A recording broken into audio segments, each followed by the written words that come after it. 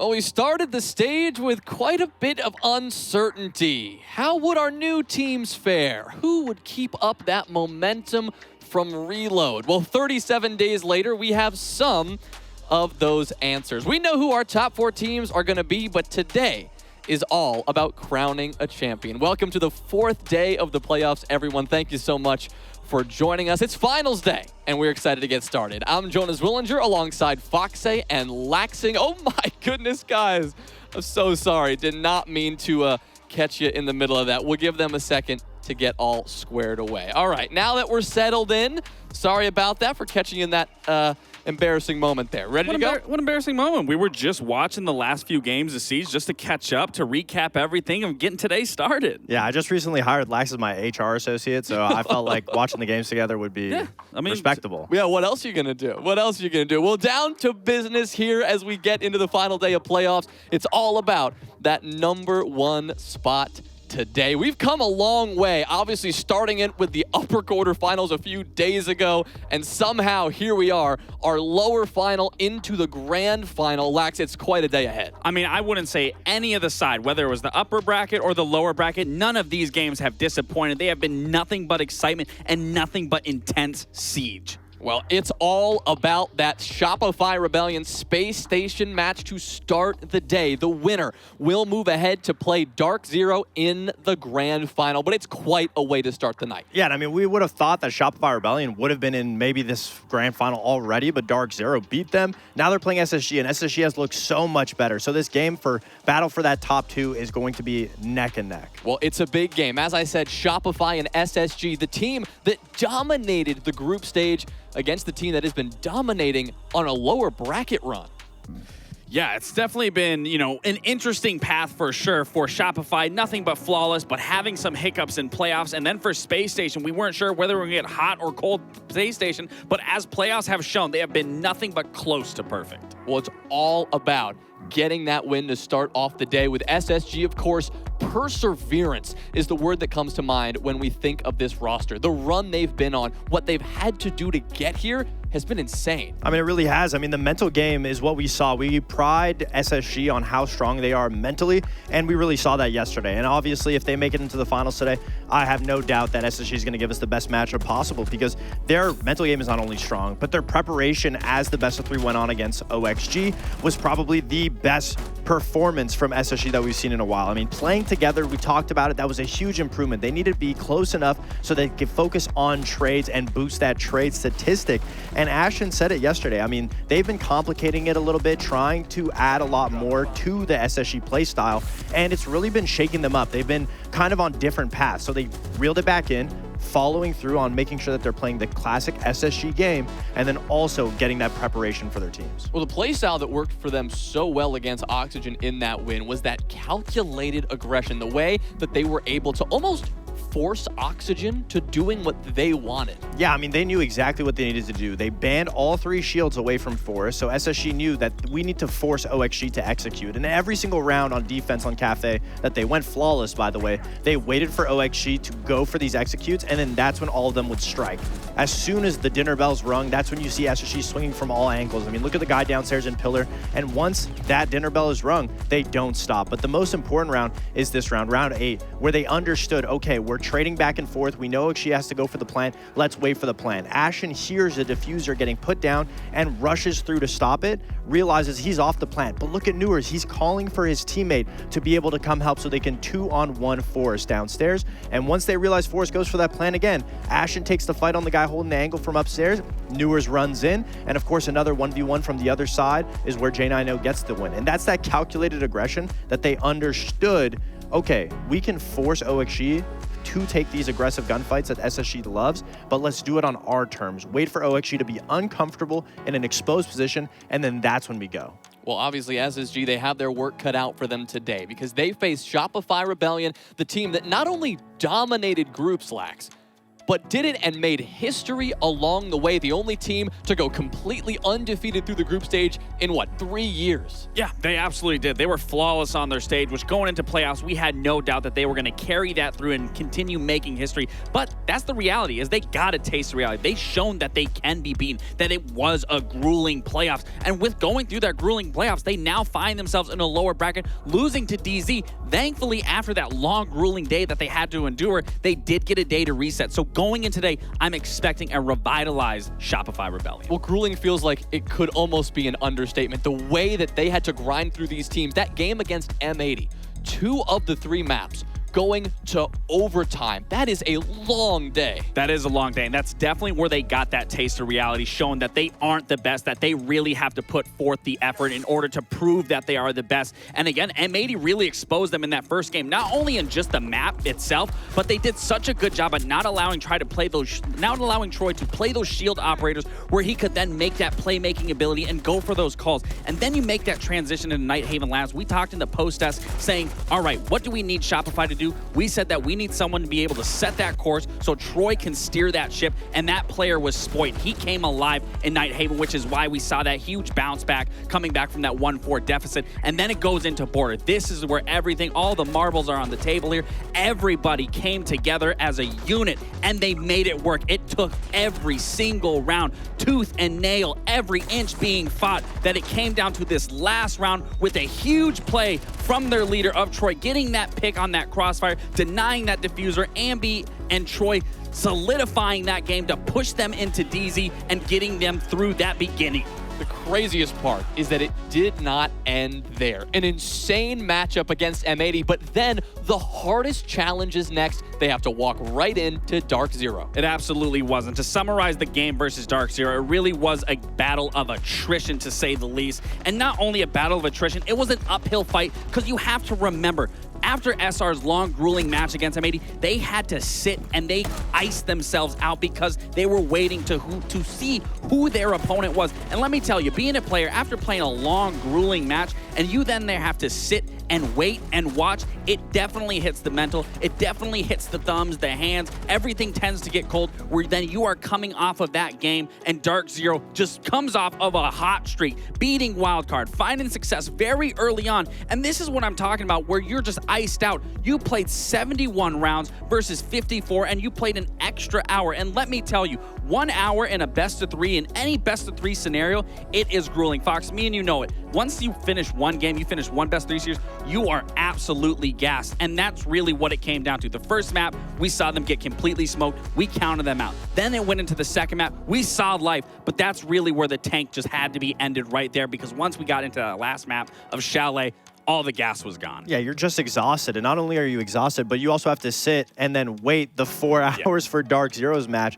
So that's a total of 9 hours where you're essentially just in game level ready mode. Of course, there's going to be some gas out of the tank. You're going to be able to be a little tired. There's going to be corners that you cut. And I think that's what we saw against SR and DZ. They were just cutting corners, honestly going for fights, not necessarily playing at the top level mentally that we're used to seeing SR. But now they've had a little bit of a break.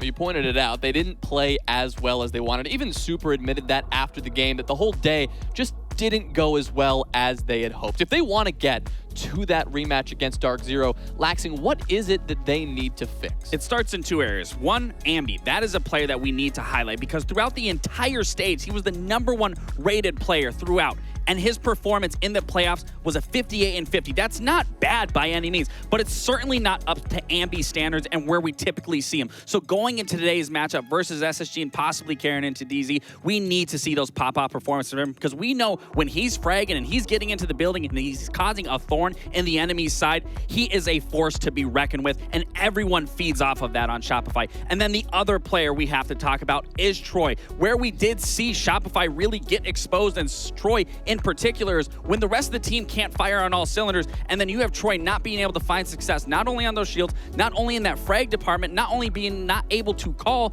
you couldn't find the success coming out of Shopify, but that's where we saw him come alive, is once he was back on those shields, once he could be oppressive for the defend on that attacking attacking side for those defenders, making it so hard for them. And again, that kill department. No, we aren't expecting Troy to be the top fragger of every single game, but it's just a matter of limiting the amount of deaths and engagements he has where he's not winning them. So if he can get a couple more extra kills with few less deaths, Shopify will be in the driver's seat this entire series. Well, they may be the driver's seat on paper and based on the way they've been playing the last few days, but here's something fun. SSG, and I didn't know this until looking at the numbers after the fact. SSG, of the 6 possible maps they played yesterday, they played all 6.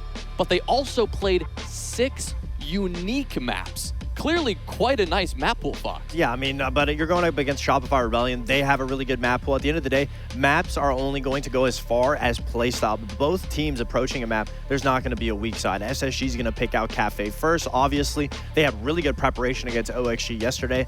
We saw it firsthand, and that's what they are going to bring again, is the aggression. Now, Shopify Rebellion is a little bit of a different team. They don't need to execute to be able to win rounds. They don't necessarily need those shields, but like Lack said, Canadian, if he's not on those shields, his impact will be measured in Kafe if he's not being able to get that information on those shields. I do really like the bank pick coming out of Shopify. It's definitely a rematch of what it was back in the early stage where they 7-3'd and where we were building up that hype, and it certainly didn't live to the hype. So Shopify is definitely trying to re-expose what SSG couldn't muster out versus Oxygen, especially with that 8-7 that fell through. And then you ended on Skyscraper. That is going to be an interesting one. I definitely think we're going to get to that third map, but it's definitely going to paint a picture what Kafe is going to look like. Well, if the resilience of SSG over the last few days has told us anything, it's that we're going to see as much Siege as possible. Let's talk outcomes here as a series, and then maybe we'll get into the maps a little bit later. But talk to me about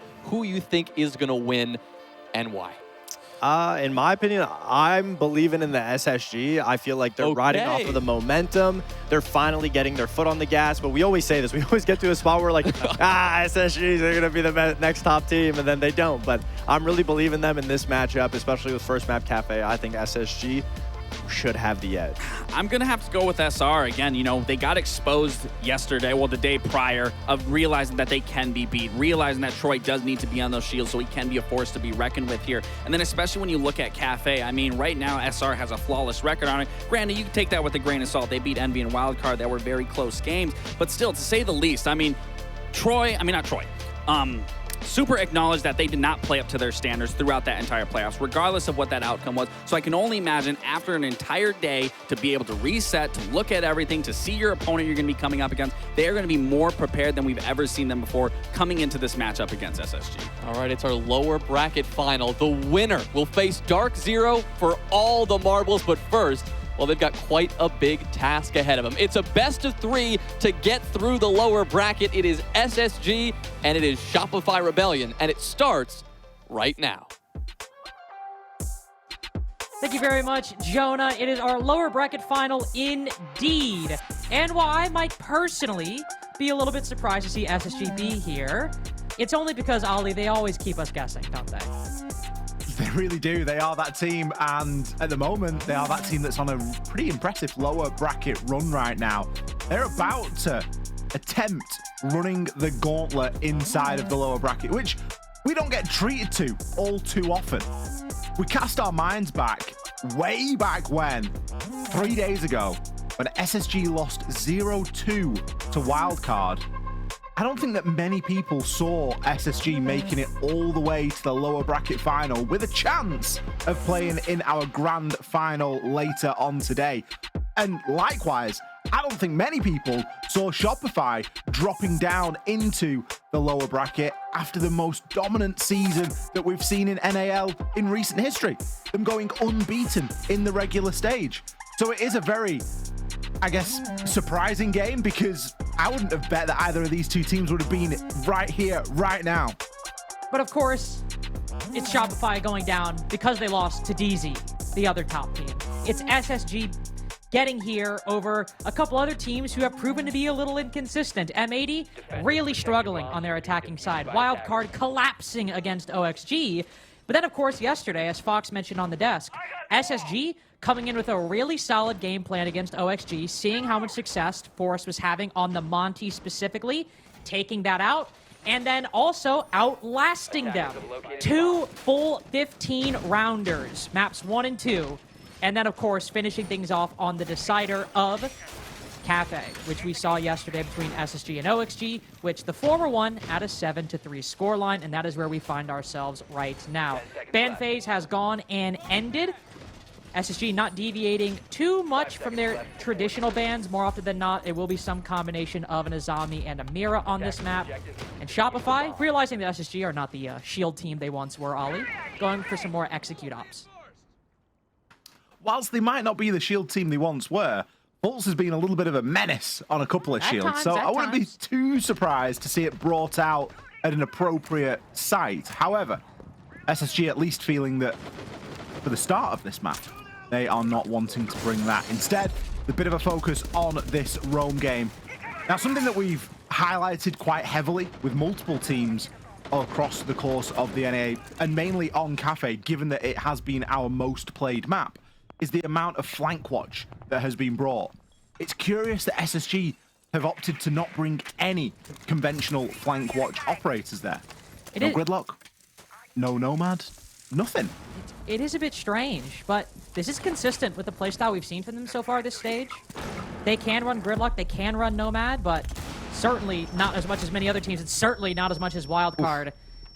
If you're an SSG fan, that's beautiful right there. They've been struggling on their attacking side in playoffs, barely winning more than 3 rounds in any given map, no matter the length so far in the playoffs. But that kind of coordination to clear Pixel within the first minute, Newers making sure that nobody can get aggressive on the players outside of Cocktail. This is an SSG that is not only covering all their bases, but also being proactive to create opportunities, and that could be real scary if this continues. It's quite comical as well, because you look at what SR have got here. They've got Canadian on the pulse.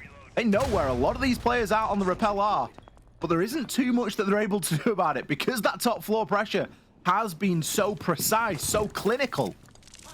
And players like Ambi now choosing to drop off. The B's in the bottom of white stairs. Another C4 going to swing and miss there. Spoit's been threatening that for a while on that white window. SSG just looking to probe so far. Still not really into the building, only now really starting to make any significant progress. Well, that's fine, because they've still got a minute. And whilst Canadian might have the heartbeat scanner, he's only got 1 C4 and it's his own. Ooh. Nice little pre-made hold by Ambi. Watching that for about 30 seconds now. Starting to work these picks back, but SSG see an opportunity. Quickly moving down white stairs. Somehow, Ambi makes it into the site, but not much further. Janano rotating to that final spot he'll hold for this execute. Only concern, a lot of utility by SSG's been expended, acquiring that early control, but you've used all your Bs, used all your nades. Only the flashbangs left in the hands of J9O, and players are starting to fall. Spoit, one of the players who secured SR that close victory against M80 a couple days ago. Now the only one left. Does SSG have full site control? Diffuser goes down in dining. Nobody directly watching, but J9O holding the cross through the single doorway, taking a first convincing attack. The snapshot of that attacking round that impressed me the most. Ambi gets the kill inside of Reading, immediately starts getting shot at from above. There's a player at the bottom of white ready for the cutoff, and we've got somebody on dining window ready to catch him as he rotates into sight. It was like he was out of the frying pan into the fire. There was nowhere safe for him to be. SSG had just about every inch of that map on lock, and it all came down to a brilliant opening pick, clearing that Pixel player, utilizing the utility, and then being able to work from there. It took them a real long time to fully commit to the building, and I really like that, and I like to think it's because they knew about the pulse, and they knew that they didn't want to overinvest upstairs and just risk getting C4'd, and that there was a lot of value that they could gain from the rappels early on without really exposing themselves too much. Real textbook attacking round there for SSG to kick Kafe off tonight. And just building off and replicating a lot of the same strats and success they had against the OXG, or against OXG yesterday on Kafe. Not really looking to switch things up all too much for round 1. Get comfortable. And then now we start getting crazy. Because even though they don't play a lot of shields on Kafe, we didn't see, I don't think we saw a single shield played by SSG on Kafe yesterday. No, we saw Blitz 1 round. 1 singular round. We already now have 100% more shields played by SSG because we have Blackbeard brought by Ashen and Fultz bringing that Monty. Even though Blitz is in play, we'll see if Fultz decides to play it more like the Blitz, running quickly, taking control, or becomes a human drone. Seems where the IGLs often find themselves on that. Not only that, but we've got Benja on gridlock this time as well, so a focus going in onto those flanks. Really trying to hem in those defenders. Like the IQ pick as well. That's going to give some valuable information as to where those Valkyrie cameras and yokai drones are. I'm no expert at flanking, but it doesn't look very, very secure on those red stairs. I think they've been exploded. Is this a puzzle? Like, do we need to find the path? I was going to say, depending on what's happening, Roamer might be able to just, like, shoot, like, 2 of those track stingers and, like, do a little weave through. So I need to be a little careful. Util clear again. Both will drop down onto red. It's a cocktail defense. Some teams really not preferring that top floor site. M80, for example, when they played this map, if I recall, don't really play cocktail all that much, but Shopify and SSG, this is one of their 3 site rotations. Shopify also tend to bring a lot of intel ops when they play Kafe. We obviously saw Pulse last round, but it's not uncommon to see Canadian bring Maestro, and in this case, also not uncommon to see players bring the Yokais for Echo, the Valkyrie cameras, the Fenrir as well. Lucy also a staple setup, but Shopify love getting as much information on these flanks and angles as possible. Fultz just getting a little bit stunned there inside of Cigar Shop. The Yokai drone is going to be giving the game away a little bit early there. Still, there's a reluctance from SSG to fully commit right now. Nice run out there. Not often we see Canadian stretching his legs. No, not common at all. Pretty standard Benja fare at times, though. Quickly making his way in, and now all of a sudden, SSG, despite the 5v3 stat line they saw, it's now Canadian in a 1vx. Back in the building. C4 under the floor. Very normal Canadian play, that second one. But Jan, I know, has been so good in these 1vx's, so consistently attacker defense. He'll begin to put that diffuser down. Whitehall locked off. Canadian spotted on a drone too. Jan, I know, knows he has time, knows he can fall off. But Canadian's not losing those today. It's been a rough playoffs for him coming into this with a 49% cost, at least from day 2. But here, in round 2, this is his map, baby. It's a serious at-laxing there as well. Lax on the desk, calling for Canadian to have a bit more impact. Obviously, we never looked to Canadian for a boatload of kills. But what was it? Just taking a few more favorable gunfights? Dying a little bit less often? There's not much that's more favorable than an unexpected run out of the bottom of White Stairs, picking up a player that's clueless out on the rappel, and then getting a C4 kill off the back of some good information. That's some pretty safe bets.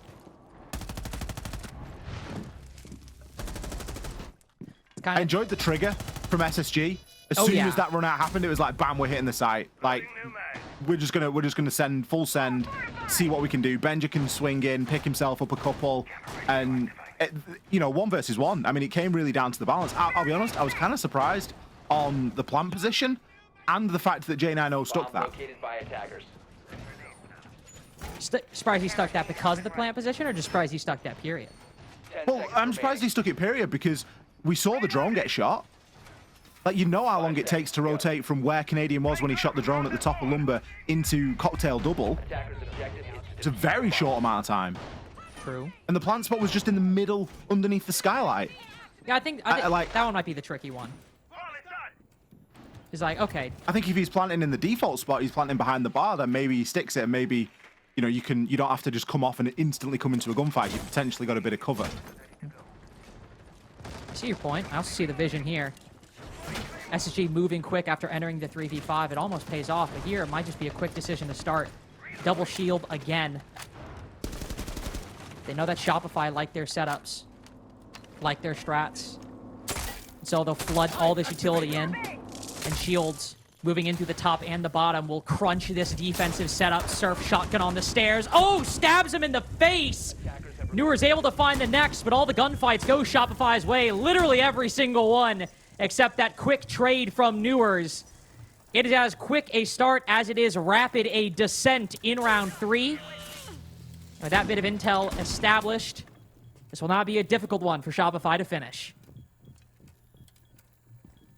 Not really much to say, is there? A rush up those white stairs. Spoit playing aim trainer on the opposite side. I'm sure we'll get to see a couple of those kills in the highlights. can't believe that Surf was actually able to knife as well. Yeah, that's crazy. And got the kill onto Fultz. Like, the timing on that was pretty wild. Because I don't even think that Fultz tried to ADS him or anything. It feels like he kind of was a bit above him on the stairs and sort of got behind him a little bit. You just like stuck the knife over the shield. Grim and a Valkyrie. Okay. I really like these bands from Shopify. These are some like, we're going to want to sit in places and you're not going to be able to get us out sort of bands. That's exactly what I was thinking. It's again, it's also that is typically the SSG ethos on this map, is not really playing the shields all that much, but instead focusing on the Ying, the Capitao, the Grim. So I think probably seeing the fact that SSG have played double shield twice now, Shopify may be a little surprised. Like, oh, okay. Interesting. Especially that set play we just saw in round 3. But Shopify's gameplay, even though mine isn't addressing that whatsoever, I think 1 is probably consistent with their prep, and 2, also still going after typically how SSG handle these attacks on Kafe when they played against Cruelty, when they played against OXG yesterday. It checks out to me, and I think it's a perfectly good game plan from Shopify, who, like you said, they don't want to get moved, 1, because it's annoying, but 2, Shopify on Kafe typically don't play their defenses super aggressive. Nice lineup from SSG. The fact that the sort of 3 mainstays for this map are removed does force us into other avenues. Not to say that we would never see a Deimos or a Sens or any of those sort of things, but in the same round? Maybe not. Nice bit of info here for Canadian again. Back on with this pulse. Now, ROU projector. That isn't going to assist Fultz too much, although the second one may. Bit of a bait? Yeah, definitely just a bait. Not really looking to work off the back of it. Still has 2 in pocket. And Canadian with the heartbeat sensor is in a great position. Oh, yeah. Well, literally, the heartbeat scanner has... You could see SSG want to try to bait the rotations, and then Ashen and Newers were supposed to backstab. But because he had that heartbeat scanner to just completely call SSG's bluff, Spoit's in the perfect position. Sure, he loses a lot of health, but gets the opening frag there. Benja has to swing around and trade Ambi. There's one more player on this top floor. Fight Benja could have won. But Shopify are not really missing their shots in today's matchup. Not missing this utility placement either. Seen a lot of C4s connect out these windows. A lot of times we'll see them thrown and still miss. But today, the utility is quite lethal when thrown by the hands of Shopify Rebellion. Ashen down. Not exactly a Siege X trade, but one of sorts. Now Fultz. The SSG IGL, not new to this role, but new to being the main leader on this roster. A spotted 1 and the second, but no cigar either way. Shopify extend their lead 3 rounds in a row. I think SSG are trying to maybe do a little bit too much at the moment. We saw the Blitz round, which somewhat unnecessary and easily countered by Shopify. They were expecting that. Then we see a heavy utility bait trying to assist a bit of a backstab.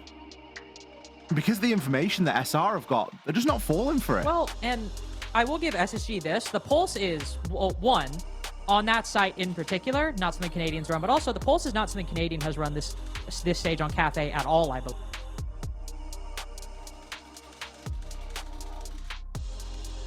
And in that round, in a particularly critical way. I think I DC'd briefly. So, I think you missed half my point. I'll restate it. I'll restate it. I'll agree. How about I just agree? It's literally 5 seconds. It's literally 5 seconds. Come on. Shopify don't bring the pulse all that much, so SSG probably didn't expect it. And in that round, it affected them in a particularly crucial way. That was the point. And it's right, you know, the information is there to be used. And one of the nice things we've got about the ban system now is that you are forced into less and less orthodox picks. You can't bring 3 defenders. You can't bring an Azami, a Mirror, or a Valk. What are you going to bring? You are going to bring something along the lines of a Pulse. You are going to bring something like a Maestro. Shopify have ran Echo nearly every round at this point. Yeah, I'm surprised we haven't seen Maestro, to be honest. Canadian's been, it's not like a super huge pick for them on Kafe, but Canadian probably, I would think, just off the top of my head, amongst every defender in NA, probably brings out Maestro the most. 5 seconds left.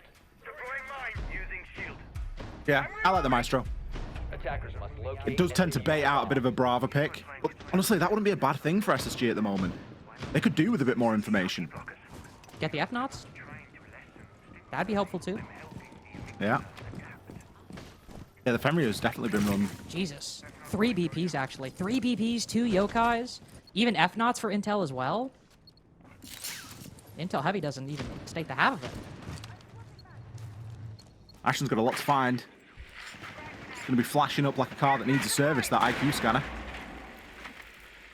Pulse. Looking to do a little bit of site renovation there with the Rotero drone. Just remove some of those bars. Typically, nice little hidey hole for a bit of util. Could be an FNAT lurking in there. Could be a spot that a defender wants to get back into. Some good value out of that one as well. Unfortunately for Surf, he is going to lose his shield. And I think he lost a couple of his ADSs there as well. I think so too. That's the green light for a nade to come through. Oh, never mind. Ashen's just going to find him through bathroom window. Surf not feeling safe there. And Ashen already with the catch. I gotta give SSG that. Arguably the best they've looked so far has been, well, one, round 1, but 2, with what began with a clear of Pixel. Different site, but not only that same position being taken down quickly, the same player being taken down, but by Ashen, and at the same time. SSG clearing Pixel with everybody, all the same utility at the exact same time frame, and on that schedule, they took their one and only attacking round. Just to see if it happens again here, as they finally, with a minute 20 remaining, have control of Christmas and Shop. It's not like they've got Canadian on the pulse this time to gather a lot of that info either. Oh, what the hell? I don't even entirely know what happened. Maybe a little attempted retake? Yeah, you can see aggressive positions on New Balcony and inside of Christmas too. Shopify not letting SSG get comfortable. Yokai also going out to give Ambi some information. Oof. Jesus. If Gabe wanted Ambi in renewed form, that'll be good. 2 to 3 might not be the most impressive scoreline, but if 50% of it are shots like that, we'll take it. Double flank watch. The last vestige of this failed SSG attack. King of Nubalk at the moment has moved in. Please watch the throne. Are we sure that Shopify weren't listening to Blacks on the desk before this game? Like, was that their pre-game ritual? Was it just listening to the desk and listening for Blacks going, we need Ambi to show up. We need Canadian to do something a little bit more today. We would like... Because that's exactly what's happening. And here, in this particular order, you know, Shopify have had a strenuous bracket. They need a day off, and we need Ambi and Canadian to show up. And they're like, all right, we've had barbecue, we're fueled, we're all rested. Wait, that's a DZ in Texas. What am I talking about? Literally, there's still some small wires in my brain that have Canadian and Dark Zero crossed.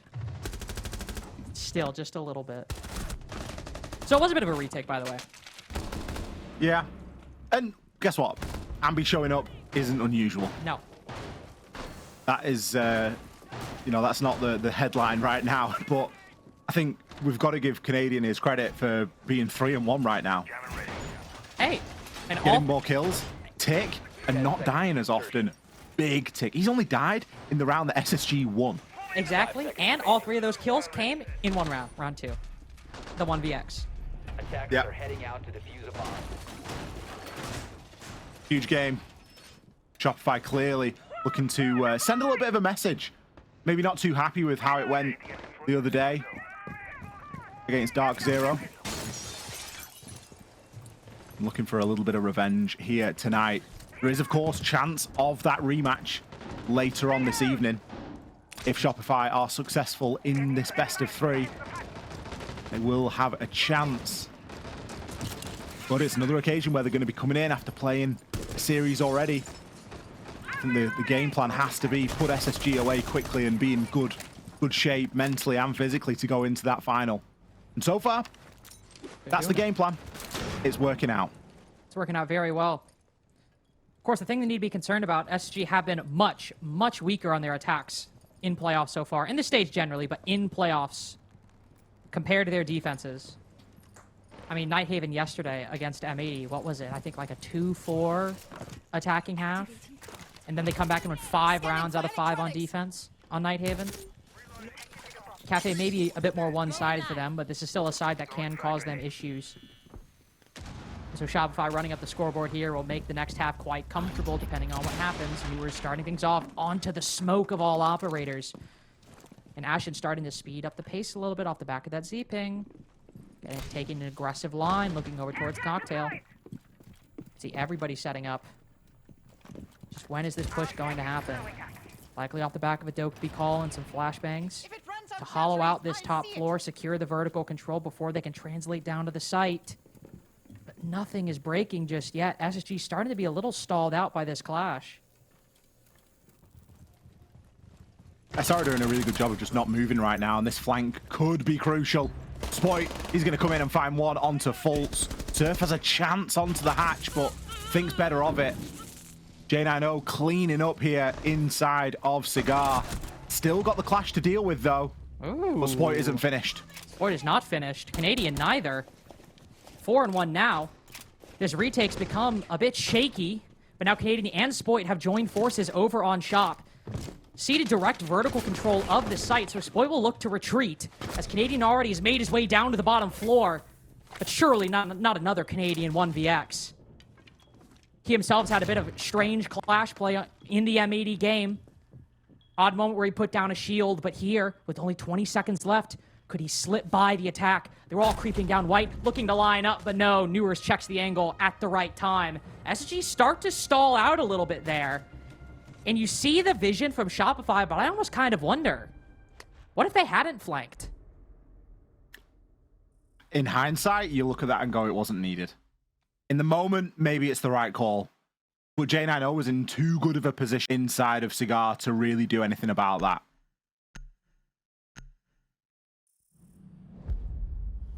It's a tough one because, yeah, in the moment, it's the right call because Canadians got them very well distracted. And the players that are on Cocktail aren't giving anything away.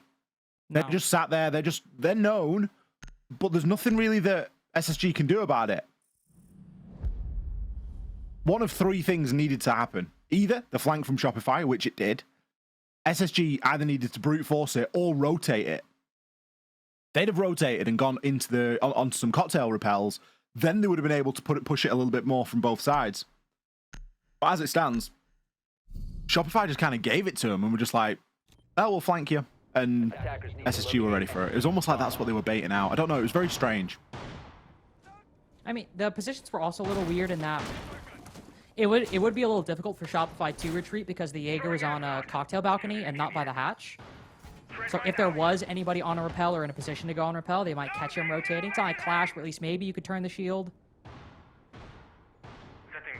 Which is a bit, I think there's a bit of tricky positioning for all sides involved. But a 4-2 half is not going to be something Shopify will complain about whatsoever. They just have to be leery of these SSG defenses. I've mentioned they have been quite strong in the playoffs so far.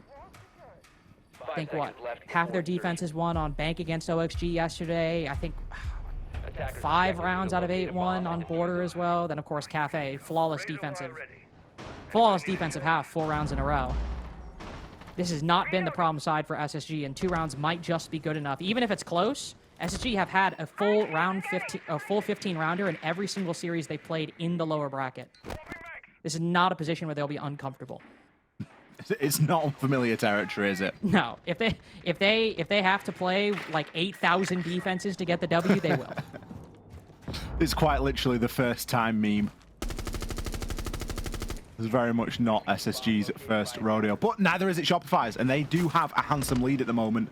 And if anybody can mastermind a couple of attacking wins here, you would hope that it is Canadian. He hasn't got his beloved Monty, but he does still have a Blitz.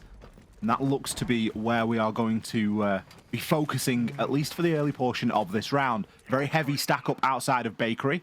Benjamaster is playing in there on the Scopus, which is a little bit unorthodox. Scopus doesn't exactly have the best kit for that kind of a play.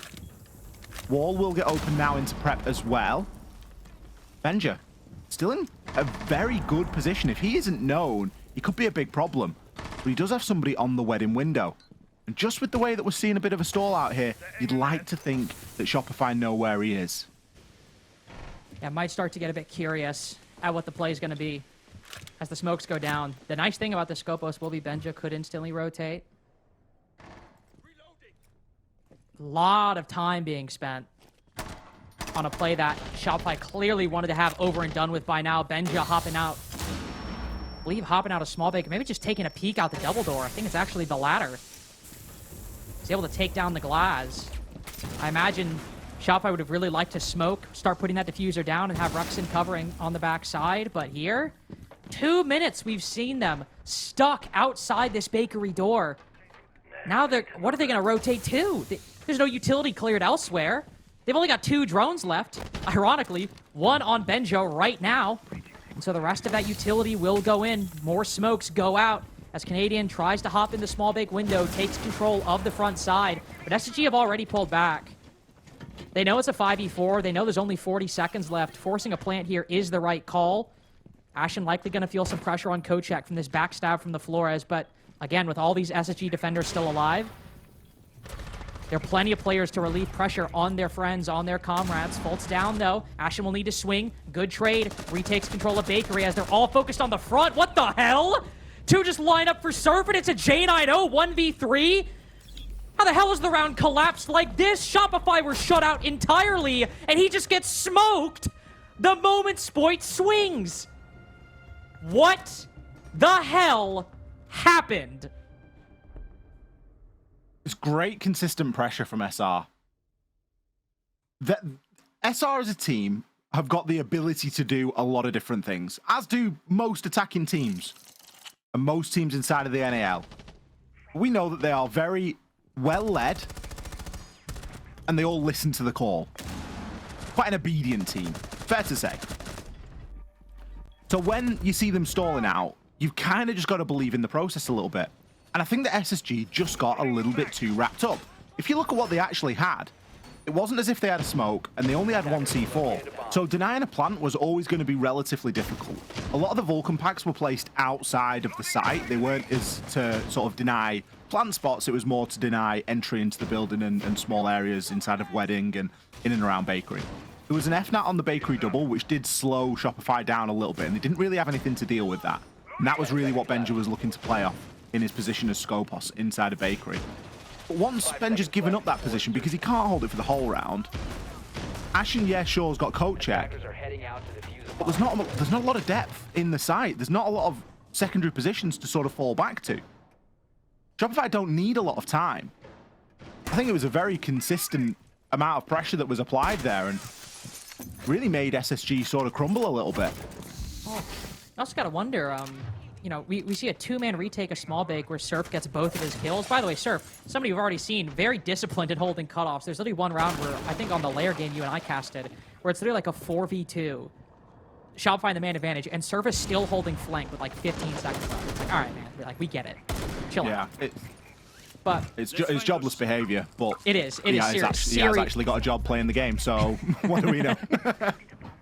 But either way, Shopify winning a crucial round when it seemed like it was not fated for success. SSG doing a roam of the top floor. Ashen spotting one player outside the snow door. Quite tempted to make a peek, and I don't think there's anybody actually watching this flank. So he might be okay if he decides to go for it. Yeah, we can see 3 players on the roof. Surf obviously watching the snow door. I don't think there's anybody there. No claymores either. This is a good jump out for Ashen if he wants to go for it. Yep. Canadian on the rappel as well will go in. So what does the defense do? Solus decides to stay, so Ambi gets a kill. They're just clearing this out entirely. Ashen shut down. 5v2. Benja caught un-ADS'd, walking up white stairs. I kept waiting to see something happen. We see SSG explode. We see them go for these retakes. And Ashen never goes for that hop out. SSG lose every single fight. This is their map pick, and it seems like it's a flawless round for Shopify to move up 6-2. Old Ashen would have gone for that jump out. That's all I'm saying. He needed to trust his roots. I'm honestly kind of shocked he didn't. Like, Ashen, even if there's a guy holding flank, I feel like Ashen normally goes for that jump out. And I would agree. neither the Blackbeard nor the IQ, they were both focused on that part of the building. Snow on the bottom and Cocktail up top. And he doesn't jump out? He knows there's no Claymores either. That's crazy. Can we just acknowledge Canadian on the BB as well? You know, Like- he's the shield guy. No, but like we've kind of BM'd him a little bit for playing the BB. We've sort of said, you know, he's not that guy on the Blackbeard. He was that guy that round. Do you remember that DZ Lair game where Canadian was That's on the one I'm BB? talking about. Yeah, I was about to say, Canadian's literally on Blackbeard, and we're like, how the hell is he gonna get up Rocket? And he literally summons Ambi, and Ambi kills 2 people, and Canadian just crouch walks up Rocket stairs, like, oh, that's why. Just That's treats it why. like a Monty. 10 seconds to insertion. I can't believe I'm saying this for once in an SSG game. Really think we could have used a window hop out there. We could have used a bit of aggression. That might be the first time I've ever said that to SSG in a game. I actually think we should have hopped out that window. I don't know if it would have had much bearing on the round. We spent quite a long True. time focusing on that. We didn't actually see That is true. the push coming in from the other side, but it would have at least given us a kill to watch, which Yeah. was kind of what we were expecting. Like, Yeah. if It- Action stood next to a window, he's always a good person to spectate because there's a very high chance Yeah. he's going to jump out of it. It was a generally just well-timed execute by Shopify overall. You see Canadian hopping in the window right as everybody like drops down Nubalk and they win all the fights over there. I think that's the big summary for me for Shopify so far. Nobody's losing fights. Everybody's neutral or positive, especially Spoit 13-4 right now. Haven't even really mentioned that just because of how kind of sleepy but dominant this game has been for Shopify. It's just clearly everyone, the comms are flowing, the kills are flowing too. Can't really ask much more for Shopify right now. No, I don't think you can. They're really going through the motions at the moment. And they're looking good as they are doing it. Canadian 6-2 as well. I mean, he's just getting better and better. Only dying in the rounds that SSG have won. It's very impressive indeed. SSG needs to try and hold on to the hats a little bit here. 4 clean rounds on the defense. Is that going to be possible? Chance again for a bit of a jump out here. Surf. Just going to crouch down and prone. Nade goes in there to clear out a bit of presence inside of Freezer. It's going to destroy the shield. Still kind of a chance for Nuas to hold on to that angle, but again, with how coordinated we've seen Shopify be, you do worry a little bit. His army isn't as safe as it may seem. Sure, they're in Pixel. Well, Pixel's a really powerful spot, but look at the lineup. There's no ADS, there's no magnet, there's nothing stopping a nade from coming in and displacing them. And with somebody on the white repel as well, makes it very difficult. Ooh. He was holding this difficult spot against Spoit. Oh, the timing! Tries to retake shot, does win the fight. That is a huge one for Newers to win. Especially getting Spoit on the fall off there. Rotates deeper into the site, play the man advantage, 50 seconds remaining. You don't have, you know, you don't exactly have a short enough window for Shopify to make mistakes and not check any of their corners. You do at least have time to wait to gather information for where they might come. Ooh, Ambi playing patient on white stairs. Can't really hit the lurk now. They know he's there, but the Dokkaebi call will go out. We've seen how good this Shopify coordination can be with everybody hitting their shots, everybody on the same page. SSG are fighting back quite well, but Ambi losing such a key fight on white stairs. Spoit and Ambi falling in moments where if they had won, this round might go Shopify's way. And so it'll fall onto Rexon. Picking up the diffuser, one player tucked around the corner, almost sees him, pushes back into the site, spotted on the BP, just running out of time. SSG don't have to move, just stay still, wait your turn, and the round will come. 3 rounds so far for Space Station, and 3 to go if they want another OT map. It was a round for Space Station, but it was a bit of a scrappy one, wasn't it? You look at it in the balance and you think, if Ambi wins that engagement against Benja on White Stairs, I can very much imagine that going Shopify's way. Really came down to 1 or 2 gunfights. Shopify, again, looking a little bit slow. But it's not something that we're really concerned about. We know that they're a team that can operate with little time remaining. Warden and a Yingban. But we'll leave the Blitz alive. Canadian does want to rock that again. Seems we're going to the mid floor. It would be rude not to. He'll at least select it for the early part of the prep. I think I think it does have to be acknowledged, by the way, that the one DMR they had on that lineup was, well, mainly being brought for the SMG-12 behind it, and likely to try to lurk up white stairs. I don't think they really had a lot of utility to deal with those Kiva barricades, so it doesn't make sense why they got caught up. Like, they had nades and stuff, but with the Kiva so spread out in Christmas, it can be a bit difficult to deal with. So I think it might just not have been the best lineup exactly for what SSG's setup was on that top floor, especially with everybody playing so close together. It's quite seldom that we actually see a Kafe play with a Azami available throughout. That is actually, we didn't talk about that much, but normally the default bans, not only here, but kind of across the world, have become Azami Castle. And 5 seconds. we saw to go. Azami banned by SSG, and then Castle banned by Shopify, but one of that duo has been up for both teams. Defuse it. Bomb located by attacker. I think if you are going to bring the Azami, you can just play the Flores, play some DMRs, and try and deal with it that way. That's what And SSG let's did. be honest, it hasn't really slowed Shopify down too much. Oh, no. I'm just... I don't think that's the reason that they've lost the rounds. Ooh, nice bit of info there for Benja. W drone. He has captured himself a little drone from the attackers that he's going to be able to drive around and gather some info for himself. Just leave it as a nice little flank cam. We've seen him play very aggressively on that basement level. He's obviously mindful that something might be coming from there this round. But as we can see on the overview, it looks as though it's going to be a pretty substantial top-down clear. That and the fact that Ambi is playing the ramp really signifies that, well, we're going to get a little bit of that floor ripped open upstairs. And SR's first port of call right now is going to be to take control of that top floor.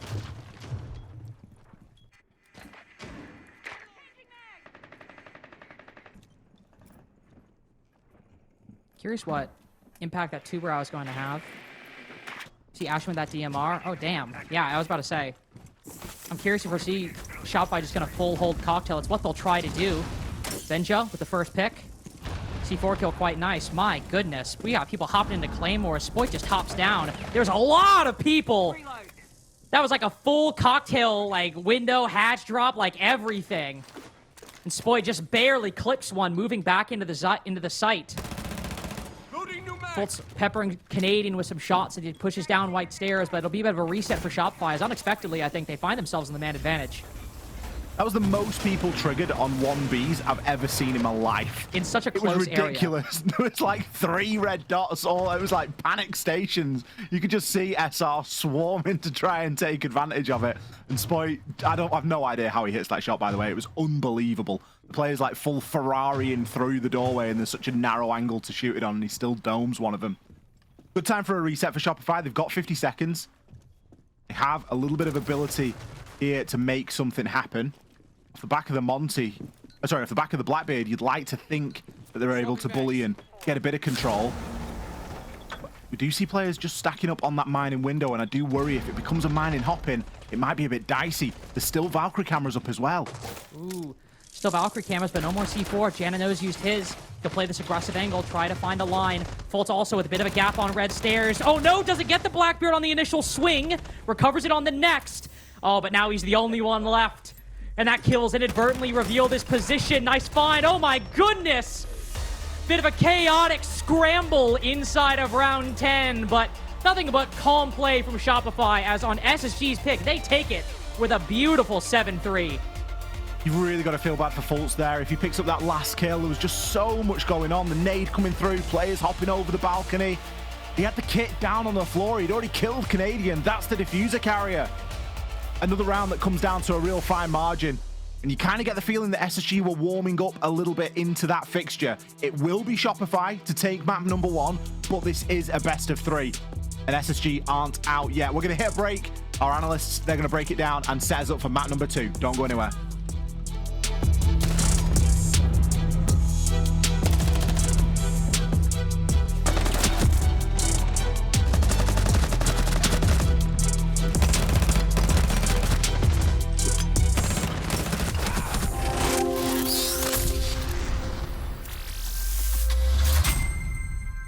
Red and one on Yeah, Messi. the 90, single 90, dead, 90. single dead. Last, bottom red. Okay, stack, I want to hop in, ready? 3, Yeah. 2, 1, hopping. He's walking up red, Swag walking up, up swag red. Nice! Let's go, Troy! Yeah, guys. good Good job, job. guys. We gotta chill the fuck out though, okay? Cause like even then, like we're fucking just Well, on SSG's map pick, Shopify Rebellion, they come out swinging. They played so well, Laxing tore his shirt off and had to put on a new one. It's that kind of day right now. Fox, what a start, though. Shopify Rebellion, we knew they had to step it up given that most recent loss to Dark Zero. They did it. They took down SSG on their own map. Great way to begin. Yeah, I mean, everybody was stepping up on the team. We talked about it as a unison. They all want to be able to perform well, and they did. But more importantly, they really anticipated exactly what SSG was going to throw at them. We know SSG is going to be hyper-aggressive when it's in their respective, when they feel comfortable to go for those fights. So SR knew that. Every single gunfight that they were taking on defense or attack, they were just doubling up, stacking, so that if SSG got aggressive, went for those fights, they would always be able to trade it. And SSG, something that we did not really see that we have been seeing yesterday, was them being able to focus on those trades. Again, a bunch of individual plays that SR was set up for. What I think is also important to note, with a map like Kafe, we've heard from SSG, they like those smaller maps because they can play that aggressive sort of play style, but you just had SR completely shut that down, where we're going to be heading into Bank, which is a bigger map, so viewers, definitely pay attention to that. Well, one thing we paid attention to before this game was Ambient Canadian, and if they could ramp things up and get into the action, safe to say they did exactly that. Listen, for Troy, it was the little engine that could, and it absolutely could. It showed up today. He definitely has been putting up numbers. Not crazy numbers, but I said he just needs to get a few kills. He doubled that. He met the expectations that I set from him. And then aside from Ambi as well. I mean, sure, 7-7, but when you're ending the series 7-3, that is the best case scenario. You're doing your job. You're doing what's required of you. You're at 102 EPS. So again, these are two players that, like I said, I needed to see something outside of what we saw previously versus their game against Dark Zero, and Troy definitely is delivering on that front as well. Well, the team as a whole delivered in terms of stopping SSG from doing what they wanted. They were so good at just anticipating what SSG were going to bring out. Shopify just got in their face and shut it down. Yeah, I mean, we saw it every single round, but I mean, round 7 was a very impactful round where it looked like SSG had the round in their hands. They went for a big play. Ashen was able to get an opening pick onto small bake, but what they didn't anticipate for is a second person from Shopify to be there. I mean, Shopify is doing a minimal, so they understand we can have 2 people in bake and we can have 2 people in small window, because at the end of the day, if Ashen or anybody goes for a big play like that, we need to be able to trade it. So they knew exactly where the playmaking was going to come from SSG. As soon as they got the first pick on Fultz into Bakery and SR was set up, they knew something was coming. They were set up for it. And that trade, I mean, you could see it. Both Ashen and I believe it was J90 behind them. They both had their back to the window. No thought that there could be another person there. But SR was prepared. They were ready. And in a game where, let's say, SSG doesn't make a play like that, you might be thinking to yourself, wow, SR is just wasting 2 people on the window. But it's because they're anticipating what the team is going to throw at them, and they responded accordingly. Well, obviously, Spoit also had a fantastic game. We can't go through this post game without talking about it. The dude drops 15 kills. It's got to come up. I said in the early interview saying, well, in the early bit of this, Spoit was a player that needed to rally the Rebellions and get them on the high heels and to get everything started. And he's doing it right now in the first match versus SSG, dropping 15 and 5. We weren't able to highlight him throughout the stage, but I am more than happy to be highlighting here in the playoffs where it matters most, where they can solidify themselves and being the best team in the NAL if they can get through SSG. And again, he is off to a great start. Well, that's Kafe. Let's talk Bank, because that one, of course, very different territory in terms of how the map plays. Lax, what do you think? Again, like I said, the fact that SSG loves slow, very condensed, very constricted maps like Kafe, losing that, now you're going to a very big map. And this is a bit of a rematch again. Remember, Shopify beat them 7-3. And the thing that Shopify is doing so well, even on Kafe, even on a smaller map, is they're controlling that tempo. They're controlling that aggression. They also know how to control their own aggression. We saw from time to time again, they take those initial engagements and they immediately follow back, and it leaves SSG in a situation of what are we supposed to do? Where can we find the next kill? How are we going to execute on the site? And this is exactly where Shopify is absolutely 110% exploiting all of the weaknesses that SSG continues to have. And we also saw SSG lose it to OXG yesterday, which they're still going to be licking their wounds when it comes to that. And if you're losing to a team like OXG on it, you could imagine it's going to be very difficult to go up against SR. But one thing I'd love to see SSG change is we didn't see them directly try to focus on getting rid of the shields for Shopify Rebellion. We've talked about it all playoffs, how important the shields are for Canadian, for gathering that info and taking position. And they let it go unknown or untouched when it came to Kafe. Bank, if you don't get rid of the BB, don't get rid of that Monty or that Clash, it's going to be the same outcome. Canadians just going to be in your face, a wall pushing back that aggression from SSG. That's the first step for SSG being able to find more success on their aggression. And now the big question, do we see that SSG resilience that we've talked about? Lax, give me a score prediction for Bank. Give me a who's going to win prediction as well. I'm going to say Shopify definitely take this. I think they put the nail in the coffin here, end it 2-0, and I think it's going to come off of a 7-3 or 7-2 victory. Yeah, I thought Shopify was going to win the whole series from the start. I think they're going to 7-2 on Bank. All right, another dominant score line. We'll see if SSG can bounce back. It is Bank. Lynx and Ollie, eager to hear your thoughts too. I think you'll find for two people who typically find the long way around on any given point they'll make, our thoughts are pretty concise and simple. I think Shopify are probably going to take this 2-0, considering that one, both of Shopify's wins so far have been in regulation, and two, Ollie, one of those regulation victories was against SSG. Yeah, I'm finding a hard time finding an argument or building an argument right now for SSG. I think with the way that we saw SR just totally control the pace of Kafe. And not only that, the thing that stood out to me the most wasn't even the gameplay. It was what Troy said in the winning moment. We had the little winning moment when the desk comes back online, and like, Troy was like, everyone was like yapping, like, yeah, whooping and hollering. And Troy was like, yeah, great, but we seriously need to lock in. Yeah. I don't know if he used the word lock in, but he said like... He said like chill out or calm down or like... He was referring to two people vaulting over red stairs, by the way. Yeah, it was words to the effect of, let's just lock in. Like, let's get the win, and then let's focus on the next game. Which, like, obviously one for that particular play, fair. But also, it just goes to show that not only are Shopify, based on that victory, and clearly in a good mindset, like we said, everyone's getting their frags, the comms are flowing really nicely, the coordination's all there, the game plan, even beyond that, is looking really nice. But also, Troy's still sitting there like, all right, yeah, we won the round, but we could do this to improve. Being proactive for the next map, because ultimately, SSG, who have a long history of giving openings and gaps to teams that are otherwise struggling, they are a team that can also very much win the fights presented to them, and Shopify don't want to start that as a trend, especially, well, starting on the defensive bank, as if you give the attack a foothold, they can really run with it. 10 seconds left. Last time these two teams played, it was a 7-3. Just having a look over now at the bans, seeing if there are any major differences. I think the Echo ban is going to be the big adaptation right now from SSG. It was something that we saw SR running a heck of a lot on their defenses on Kafe, fiending for that extra information. And there was really no end to it. They were bringing the Echo, they were bringing the Valkyrie, they were bringing the Pulse. We saw everything apart from the Maestro. It's honestly, it's kind of funny because, like, the Echo ban, like, makes sense. And I imagine SSG probably looked at that game and said, you know, Troy ran Echo 4 rounds out of the 6 defenses. We should probably, oh, that's not great. Spoit just on cam in stock. That's, all right.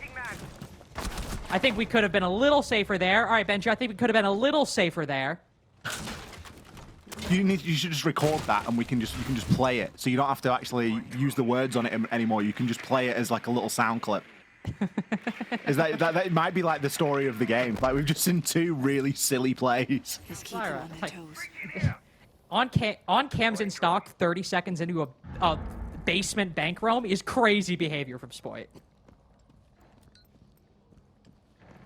I get a feeling it's not going to be the last time we're saying it either. Oh, certainly not. Folt's getting Rex in. Canadian, quick peeking the door, gets the trade! Janano on Nook, losing a frag to Canadian. That's rough. That's 2 players, though. I don't know if Janano spotted it, but I was about to say, I think they should be calculating the numbers right now, and I think they'll realize pretty quickly that there's barely anybody on this bottom floor, and SG should be hitting sight pretty quick off the back of it, but they're still taking a bit. They're not moving just yet. There's a BP in square, and it's just feeding information over. Like, how are we letting this BP survive? Fultz has literally just looked at it, and it's got Ashen killed. SSG should have hit the site 3 weeks ago. Okay, like, I'm rewinding. Like, Janano saw that other guy, right? Like... Not only did he see the other guy, he sees the bulletproof that's it was Fultz that saw the bulletproof that was looking directly at the bottom of square. SSG just needed to push the site. All they needed to do was just flood.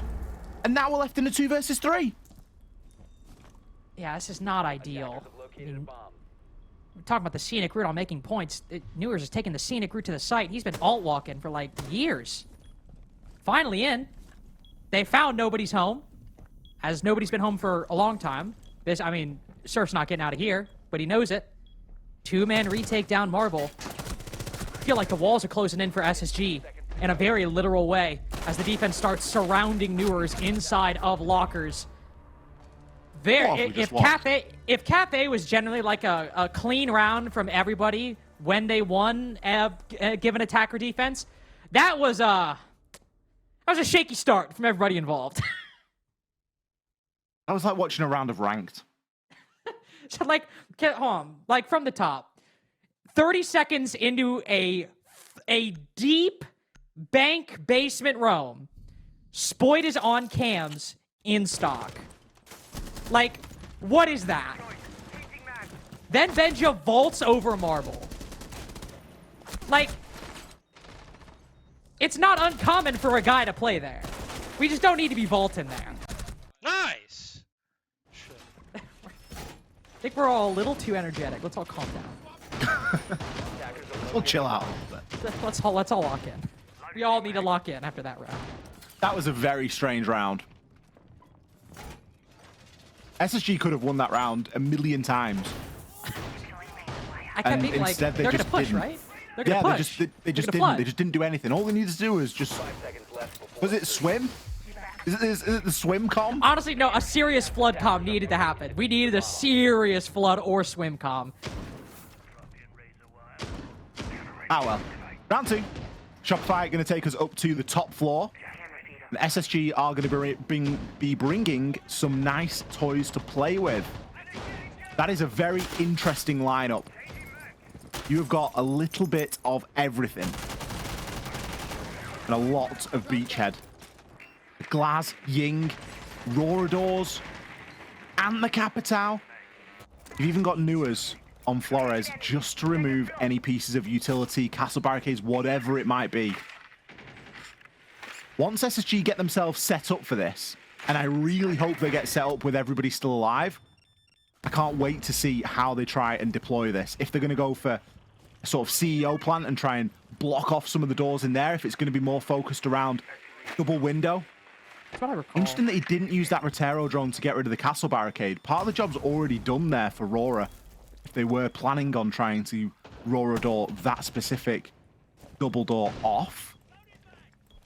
But spending a lot of time on the rappel is going to leave them vulnerable. And we know that SR are a team that are very happy to challenge onto this. Especially Ambi. Typically on these CEO sites, as long as I can remember, as long as he's been on the team, he's been playing checkers with the UMP ACOG. This is his spot. Challenging these long angles. I can't think of a better player I'd like to do it. We did see SG run this one yesterday with the Ying, with the Rora. Glaz is a bit of a new addition and likely really trying to maximize the impact of those Capitao smokes. But Rexon calling that. Square's clear right now. They have full control on that side. Could even theoretically rotate down, go for a C4 from below. They've got Rexon and Canadian with both. SSG, again, really hesitant on hitting the site right now, but this time I think understandably so. They've not really done much to open this site up. Fultz trying to go for those doors he did deeper yesterday, but they just call it off. Little pause. Ashen just got himself into a position and start comming. J9O rotating round to main entrance. He's going to try and get himself into ATMs. Will be a BP to deal with. There is actually somebody playing at the bottom of elevators as well. And he's got barbed wire on Spiral. None of this is looking great with only 35 seconds left. No, this is looking real bad, actually. Doors go out. Fultz hops over with a pistol. Yeah, we're cooked, boys. It is looking rough. Newers solo pushing. We just got Ashen sprinting in front of Vending, but he baits for Newers. It's only a 2v2. This is very winnable as J9O snatches the life from Canadian. Surf now finds himself in a very peculiar spot. Used all his utility. Prone on the floor as J90 moves into the site. Where is Newers going to look? Does he check the double window as he moves deeper? Surf completely shielded. J90, 5 seconds as he puts this diffuser down. He swings up, doesn't look at either of them. There's the Flores down, but J9 might just have time! What the hell? This has been a bananas game of Bank. How does J90 get away with that? We've got no time left. He's getting the plant down. His cover dies, and he immediately comes off and just beams him. I don't want to be here. I don't want to be here anymore. I'm scared. I don't like what's going on. Oh, you got to feel bad for Surf as well, because he came off and he sort of hesitated a little bit before firing because he knew he needed to kill the person getting the plant down. So Spoit gets the kill onto Ashen. Oh, I'm going back and looking. Don't you worry. Oh, it was so close as well. The kit literally just got planted. Another, well, I mean, I say another. It's a little bit more akin to some of the rounds we saw on Kafe.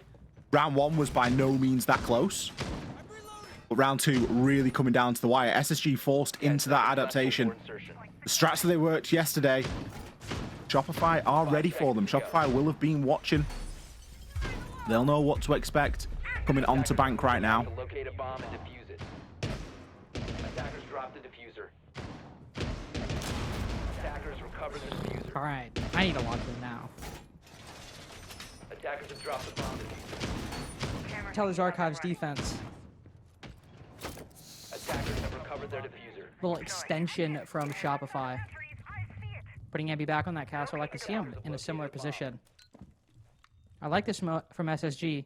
Obviously got the shield and the Candelas to disrupt Benja in the midst of that chaos, lurking up Marble with the Dokkaebi, the SMG-12. Could be clean, Ollie. I need a clean round so bad. You need the dopamine from a clean round. It's not even the dopamine. It's just the sense of security. I just want a normal round. That's all I want. I mean, Spoit's about to jump out the window. It's not going to be very normal. Oh, No, he he's did get not. droned. He was eyeing it up. I'm telling you. Oh, he was ready to hop on that window. Very, very tempted for that. I really like this from Shopify though, because they're not moving. You don't need to. You don't need to be too active right now. Getting active on Bank can be a little bit of a curse. There's so many crosses that can be had. Plugging up the window there is going to get destroyed. We've got Benja all the way on car park repel, and that Dokkaebi call is going to be the Q. Will be the Q. Impact grenade opened up. Funny part is, that's a very similar clear to what Shopify have done. Blitz in through top Marble. DMR behind him to try to clean up the frag. Doesn't get the exact player they were hunting. Spoit does make it back, but they take down Ambi, and that's a win in and of itself. Especially with the impact he's been having. Canadian, talk about impact. 3-1 again. 2 rounds in a row, or 2 maps in a row. He's been putting in a really, really strong performance on these defensive sides. Rexon wrapping around. We'll take down Benjamaster. So I believe there was still 1 call in his pocket. Now I think at this point, Ollie, what you said earlier, Shopify staying still, I think that's what needs to happen. Yeah, they've done the hard work, haven't they? They've got that man advantage. There's 1 set of Candelas left, couple of nades, plenty of smokes. You haven't got the glass anymore to look through them. So instead, SSG are going to default into that drone and see if there's any info that can be gathered. Fultz just rearranging the flank cam a little bit. Canadian still with a C4 in his pocket as well. It's going to make things quite difficult. Fultz likely going to go for a drop here. He's not really got any other option. Ooh. He doesn't have many other options. Ashen smoking off a key angle. He has to put the diffuser down. Good cutoffs held by Fulton, J90 respectively. Falling off. It's just Surf spotted. SSG could go for the kill here if they want. Indeed, that's what they will do. Again, another lengthy time before they hit that execute, but SSG making the most of the seconds they spent to get the right control and the right information. And we do end up getting our first clean, generally speaking, normal round of Rainbow Six. It was much better, wasn't it? They got good control upstairs. They didn't rush things too much. Shopify were happy to try and lurk and hold positions. But SSG showed good patience there. And again, it's an ability of knowing when to put your foot down and when to just let off a little bit. Dokkaebi and Valk rounding out our ban phase here. Yet again, SSG targeting that information that Shopify have been relying very heavily on. There's a chance that we see things like a Pulse, maybe even a Maestro brought out in future rounds. It isn't going to be the case here. More likely, a slew of bulletproof cameras. Although only one. It's worrying then for SR. A team that does rely quite a lot on that information. Or is maybe rely is a wrong word. Maybe happy to utilize it. Yeah. Yeah. They know it's there and they're happy to use it. They're not going to have it as much of an option at this time. It's just a good game plan from SSG. I mean, the main direct intel ops they make use of are Echo and Valkyrie. SSG have taken that off the board entirely, so you're just relying on, the F-Knots. Could bring the Maestro if you wanted, but now you've already banned Dokkaebi. You can't ban Brava. There's no next attacking ban phase coming in, so SSG could easily bring that counter, and with how strong Brava is and how much she can look at, maybe not on this lineup, but the F-Knots that Shopify like to play, the Rooney Gates that they're playing right now. It's probably the reason why we see Shopify not bringing it, to be honest. Exactly. Because they know it's instantly going to bait out the Brava pick. You don't have the opportunity to ban it out and take the counter off the board. So Shopify actually, for how they like to play these defenses, in a bit of a tricky spot. Benja, much the same could be said for him. Not too bad. He's still got the softball between him, but there are two roamers right on the opposite side. Rexon just having a little flick there along with Spoit. Checking things are all going okay. We got Ambi playing inside of open. Now the floor will get opened above him. But fortunately for Ambi, Newers hasn't got him as an off-track. Ambi hasn't been discovered yet. Nor has any of his utility, or at least pinged out on the in-game system to give Newers the ability to send that death. So we can play the death just a little bit longer. And especially when you're playing with the hatch open, every second that you count of occupying open area, well, that's a good second indeed. But he's not going to be able to play there forever. Drone now going to confirm his position, and that forces the drop. SSG with control of open now. 45 seconds. Fortunately, she's open, because they've only got secondary tin openers. And with the Cade in play, very easy to try and lock some of those up. That tin openers in play, and obviously with the Hibana and the Ace Band, we don't see any Thermite from SSG whatsoever. We don't have the normal mirror window that can trip up the server plant, but that seems to be what SSG are going for, Ollie. When you have the OSA, it's really only one option we think of where you want to place those talent shields. So even though SSG maybe have made all right time going on their own with the breaching and destroying the Goyos, this could be a pretty late plant. Time is definitely going to be pushed at the moment. J9O having to Maverick open, the Vault, hatch drop, and now rotate to do elevators as well, most likely. Both of which were caded, so there was no option to get anything else on it. It's not like they brought some MPs. Now, the rest of his team is going to be corralling in and around that server area right now, because this is almost bait. J9O is going to be the backstab right now. And a lot of this relies on good timing. Ooh. You can see how hungry Rexon is for it. Sitting right beneath this hatch, will call the information as the bees go out. It doesn't really seem like a server hit. Maybe it'll be, but Newer is trying to control the flank on Marble Stairs. Gets flanked instead. Decapitated on Marble, falls down the landing. That's a key position taken for the defense. Threatening a retake up through small office, through open area. Volt spotted as he tries to put the diffuser down. It is such a spread out take, and every single piece falls. Shopify stand strong, tie the game again. It's one of the problems when you've only got the Maverick to get those open, because you just telegraph what you're going to do so much. No one's going to spend 35, 40 seconds Mavericking open two hatches for phantom pressure. It's like you haven't got enough blowtorch. You haven't got enough time. It just does not happen. Somebody EMPs it and uses a tin opener on it. Different story entirely. Attackers need to locate and defuse bombs. But SSG, they were sending smoke signals of what they wanted to do in that round. And unfortunately for them, after that opening pick from Ambi, Nu was trying to creep down those main stairs. Look, there was a coordination. It was an attempt at a 3-2-1, but it was an attempt at a 3-2-1 where people have to win gunfights that are by no means 50-50. Bomb located by attackers. And especially when you have that the first piece that falls being Marble Stairs, and Ambi can threaten that flank to just literally retake the hatch on top. Like, Yeah, at that point, Ambi wins the round, because even if he just goes to top floor, let whatever's going to happen, and then if they do start to plant, rotates down, uses one of the hatches, bang, gets the kill. Like, you know, it's one thing, like, no disrespect to Jane, I know. One thing if the guy elevator dies. It's like, all right, you know, not great, but nobody's hopping up the hatch. We got no Oryx in play. Unfortunately. Unfortunate. But we do see the vision from SSG. I do like it, but as you said, definitely some problems. So as we look to open area, all 4 sites being played, as is actually our first play of open area in this particular matchup. I imagine SSG with the double shield, probably looking to get a plant cafe, would be my guess, but the blitz is all the way over by ATM at the moment. Getting to create a beachhead in main lobby. BP will spot the information, smoke on the top floor. Gives SSG a little bit of momentum and a little bit of time to slip through the cracks onto the mid floor. And now Ashen.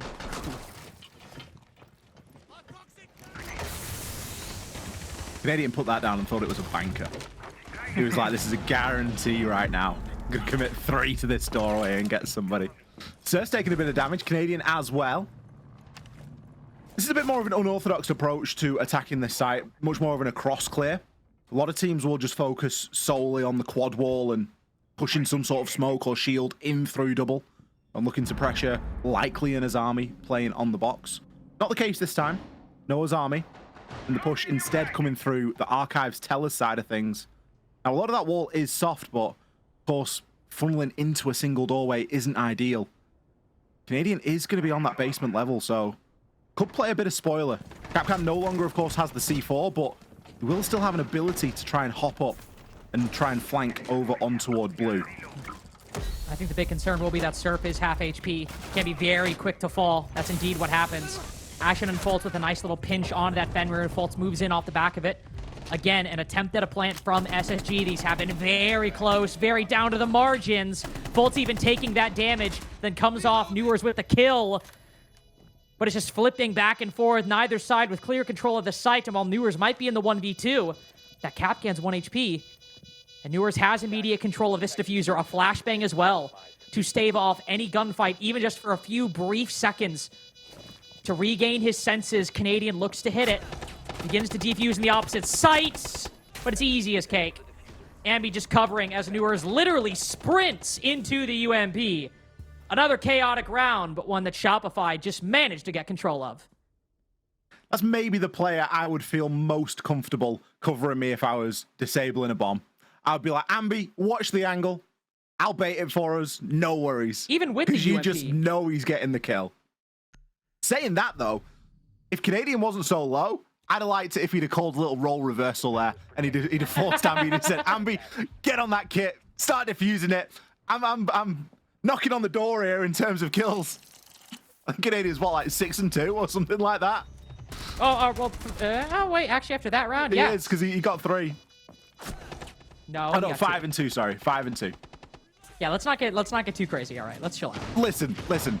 He could have been 5-2, and Ambi could have been 6-2. Like that's really the big flaw in that post plant. It's really that big flaw in that post plant, isn't it? It's the fact that Canadian was not the guy covering. A Canadian big strategic mishap.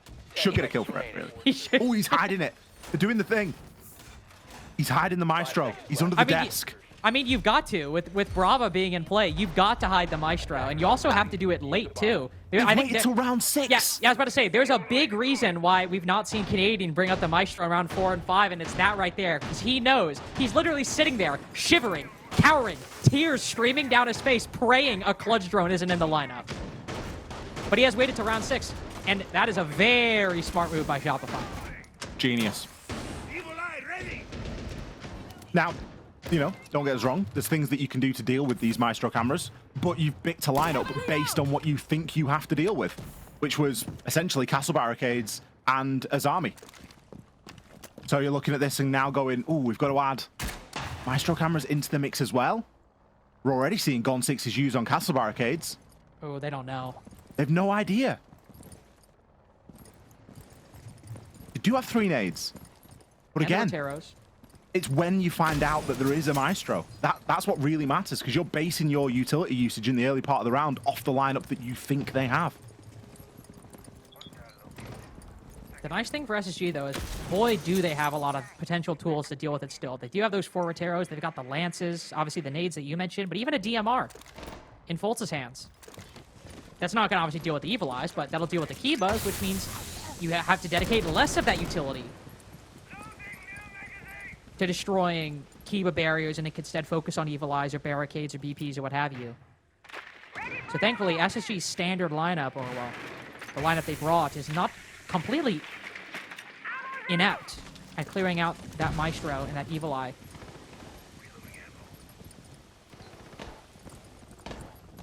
Where is this coming You worry from? about the time, though. That's what I'm thinking. When is this attack coming? Minute left. Nade's starting to get sent in now.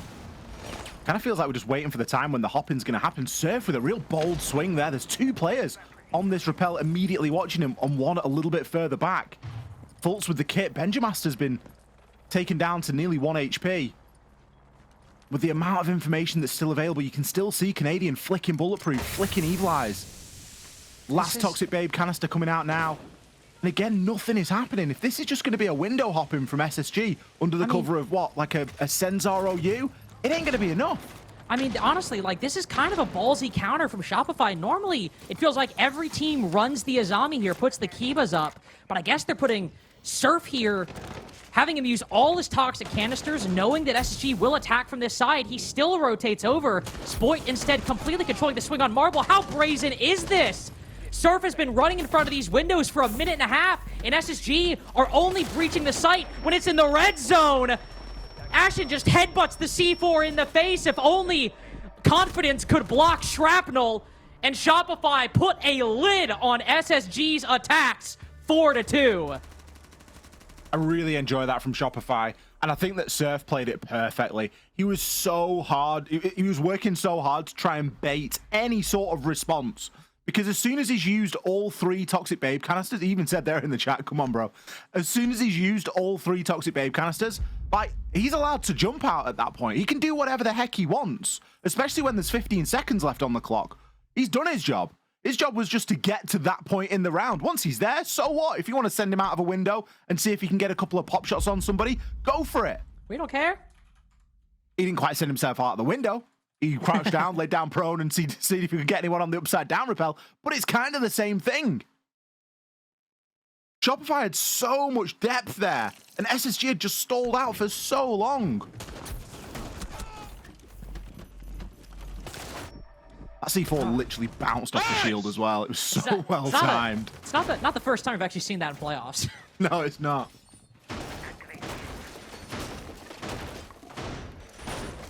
But again, set it on Kafe. SG's attacks have been the more problematic side. We'll see how successful they can be on the defense. You do have a lot of ground you have to cover if you're the defense, and you have to be really careful you walk that line by contesting map control to stop the attack from literally just taking all of bank and boxing you into what can be a really difficult site to maneuver on lockers and CCTV, depending on how much control the attack have. You also don't want to overextend and put yourself in a position where, I don't know, let's just say hypothetically there was like a Vigil like roaming around top floor by himself. Oh, look. You don't want to push too far. And that's exactly where Ashen is going to be. Not saying you can't do it, just gotta be careful. Yeah, I mean, you know, it's Ashen. Like, he's kind of used to treading that line. I think I'd be a little bit more worried about the bans for Shopify than I am now if Canadian wasn't performing so well today. Because both the shields get removed, he's still got the Blackbeard, but he's actually been putting in a bit of work on the BB. So I think in terms of bans, fairly comfortable with this from a Shopify perspective. SSG have got the advantage of the Azami as well, and we know that they love to play it, especially when dealing with that top floor. But already, Clear is coming out, and Ashen is getting pushed down off there. He is available to be tracked on the Deimos as well. Pulse with an opener, though. Surely he doesn't get away with this. I mean, this is the problem with those ATM lurks. You look for control on that side, you think you got away with it, but that's ultimately... One, that's likely 50-50, and 2, it might not even be if the defense is running intel ops, which in this case, Fultz is. He's got the black eye camera, so it's possible he had some intel on that engagement.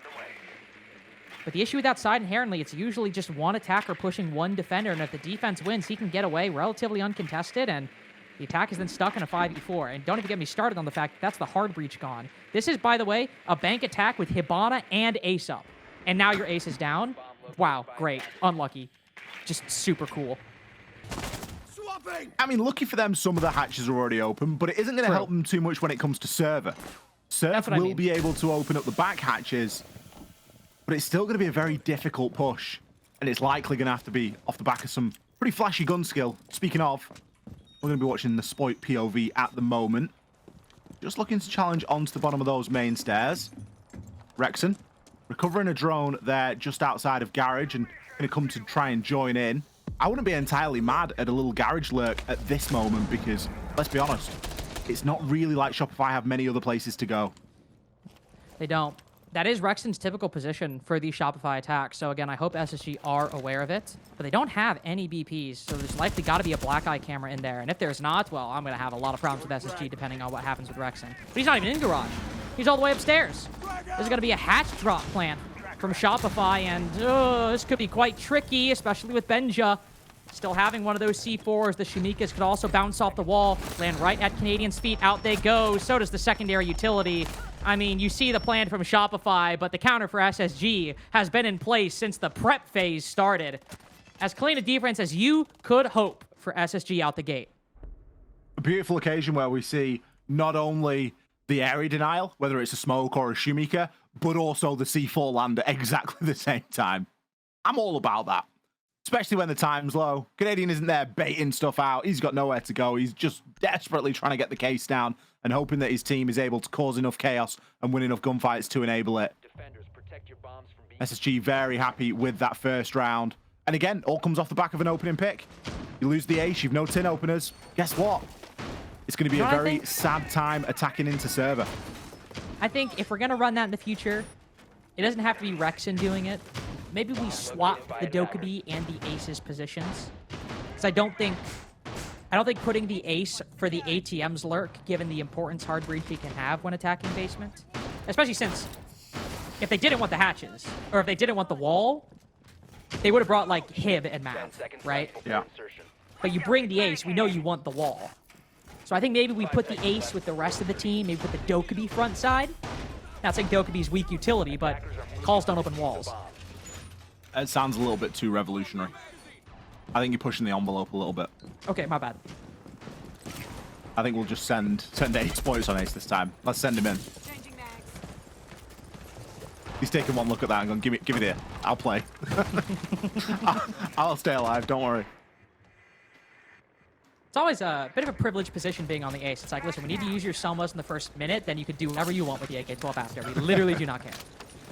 Yeah, you're literally going to get given one of the best guns in the game, and after the first, it's been 30 seconds so far, and he's already got one of them out there, so surely not going to be much longer. Jokes aside, this is one of the sites where SSG will leverage that Azami. Ashen, very often find him playing it in that double window area. Currently just inside of office at the moment, but not too far away from creating himself a little fortress. He's already got a couple of the Akibas down as well. Not looking to challenge too heavily onto the windows at the moment. Instead, concerned with this long angle. Nice spot there onto the BP. Another Selma going in to open that square wall.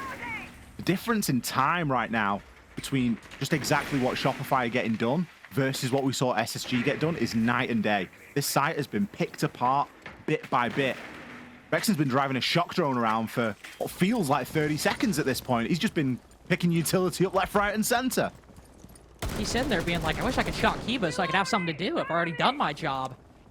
Got most of the utility I came here to get. You are right, though. Ashen is playing a lot more deeper into the site. A lot of times we'll see him aggressively hold these windows behind the Kiba barricades, running back and forth, but this time sitting inside of checkers, and there's a drone directly on him. Z-Ping's on that position. letting Shopify know where the Azami is, know that the player that normally plays close on these windows is not a factor. Newer's the first to fall as Canadian moves in. A lot of players need to win these fights. Spoit baits the C4, dies for his leader, but Benja takes down the mastermind, and Diffuser stuck inside of the site. Shopify have to regroup quickly in the 3v3, because when the initial volley on CEO works, regaining that momentum can be quite difficult. Dokkaebi calls duration almost gone. Good foresight by J90, ready for the marble lurk. No stone unturned by Spacestation Gaming. And so the fights need to go Shopify's way. The fights need to go Ambi's way in round 8. Benja would be such an easy one to pick up. Tantalizingly low as the nade goes deep. He's even pushing up a little aggressively, holding the off angle though. That makes up for any HP deficit and makes up for lost time and utility. Spacestation with a very, very strong start. It looked like a film. It looked like a movie as Canadian repelled into CEO there, because the traces that were going around his head, the C4 landing at his feet, Spoit trying to run deep, it was just main character moment. And yet there was just nothing that could be done about it.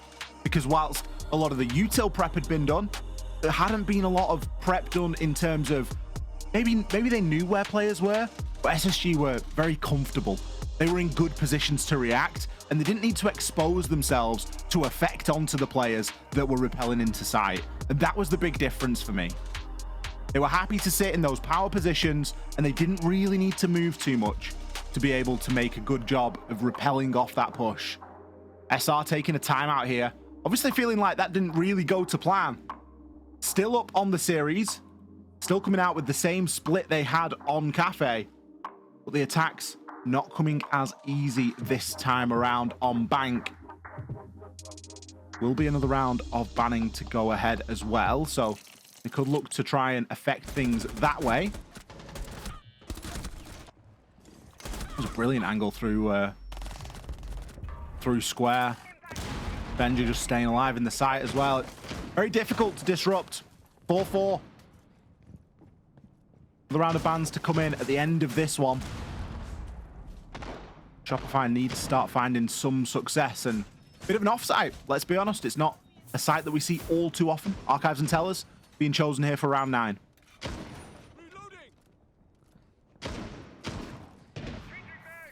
It's a bit of an offsite. We did see Shopify play it, and we have seen Spacestation play it once inside of the NAL. I believe he was in the Orgless game.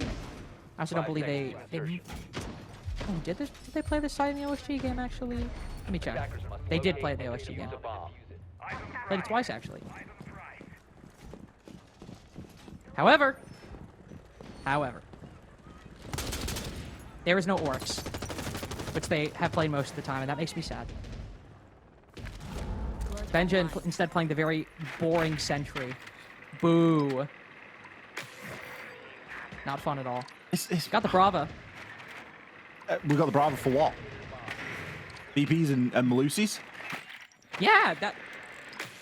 BPs and Malusis? Yes. Yes, absolutely. Yes, we have the Brava for BPs and Malusis. Oh, that's why are you saying bring this Brava like it's a bad thing? You bring Brava when there's BPs? I had no idea. Someone better tell SSG. And the Malusis. And the Banshees. Why are you making fun of me, man? I was more taking the mick because we didn't see SSG run the Brava once. And like, hey. It's like preemptively from Shopify. It's such a good pick. I really rate it. I think it's necessary. And especially with Rexon's ability, by the way. Like, if anybody enjoys playing drone operators, like Twitch or Brava or anything like that, just pay a lot of attention when Rexon is playing on these ops, because he gets so much value out of shock drones, so much value out of clutch drones. Like, it's one thing playing it, but it's another thing getting the value out of it, and I think he just gets every last drop. Ooh, well, speaking of getting a lot of value out of it, this Dokkaebi call not getting everything Shopify wanted. But even though Ambi gets down first, Spoit's able to get the first pick. Another one tries to go for the trade. Oh, J90 trying to Ferrari peek the teller's doorway and dies at the front of square. Quick trade by Ashen as Spoit gets ahead of the play. Ambi's still bleeding out in square. Like, can somebody please, for the love of God, help me? Newer says no. and finishes him off. It is another extremely chaotic beginning to a Shopify attack.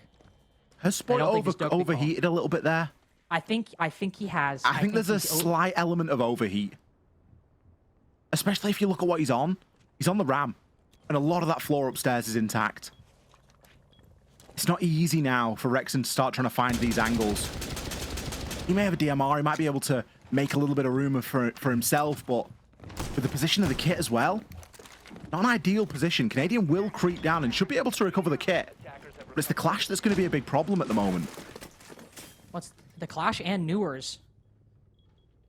Holding this angle from small office into the site itself, that is also going to be an issue. Canadian might be able to creep in, but I don't see a way where he gets this plant down without at least taking a lot of damage. Newers pushes through, sprints all the way up, and there, one fell swoop. Every single attacker falling in the blink of an eye. 3 defenses strung together by SSG, and Shopify's lead entirely erased. They've already used that timeout as well, and that timeout not being good for a round doesn't bode well. It's not a great sign here for Shopify. SSG firmly on the comeback. Let's see what we get for our round 10 bans. Surely the Azami. Azami and Ying. Azami expected Ying. You could pick anything. It's not really something that we've seen SR try to exploit too heavily so far in this fixture. But your hands are pretty tied. I think for SSG, they just need to start running through those motions. They are no stranger to having a long series. The wildcard game, that was the anomaly. Way back in the upper bracket quarterfinal. It was a 2-mapper. 1 map, however, did go to overtime. But then you look at the M80 game. All 3 maps, another overtime in there. You look at the OXG game. All 3 maps, 2 overtimes in there. They have played a heck of a lot of Siege inside of this playoffs. And why should it stop now? Just because SR won the first map doesn't mean that we need to go again. 5 seconds to go. I apologize. I have no idea what that was. That's isn't anything to do with us, unfortunately.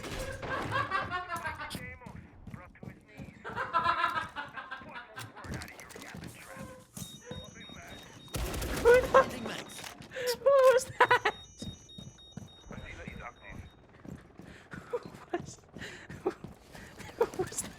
Who was that child? I have no idea. Apparently it's a picture on Bank Ashen swinging beepers. Early kill for Shopify here. Spoit able to take Ashen down. Good time for Shopify to start finding this opening pick. Got a bit of information as well as to a player on the top of these blue stairs. Could be another track here for Spoit. Fultz is hiding upstairs. I think he's been misdroned. Either that or the drone was just sort of carrying on the normal route and acting like he was misdroned. Oh, it looks as though they might know. Rexon, he's trained his sights. He's going to find the shot. Fultz there thinking he'd been misdroned. And Rexon dropping the question mark. Surely, you know we are not that careless with our drone utility. 2 picks here for Shopify in the first half of the round. You know what Ollie, I was literally thinking as we were going into this round, I was like, you know what? SSG have been so disciplined. They're not really over-peaking all that much. I mean, even go back to the first defense, where Ashen, on Vigil, deep rolling top floor, is falling back pretty quickly when he runs into the attack. That time, do we need to be ratting CEO? Like, it might work. It might be good. But I always say this with SSG. Do we need to? Jay and I know is trying to swing ahead of the shield, and he just gets meleeed and dies. That's a hell of a C4 toss from Benja, by the way. 2 versus 4. Ooh, Benja. In another world, he gets a couple kills there, but he doesn't. With that C4 going out, there's nothing else to stop this plant from coming through. And you know that there is a flood of SR players waiting to make something happen. The cluster charge is going out. Tin opener being used on the hatch. Real tough spot. I don't think Benja wins this one, sadly. The shield has been too big of a problem, marked by the death mark. Not much you can do. That felt like a post-timeout round right there.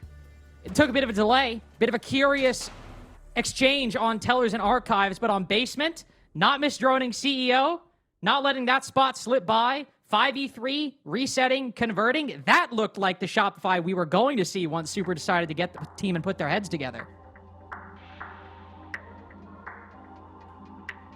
Well, there it is. We see the round that we were asking for from Shopify. Comes off the back of some really good opening picks. And it has stunned SSG into a timeout.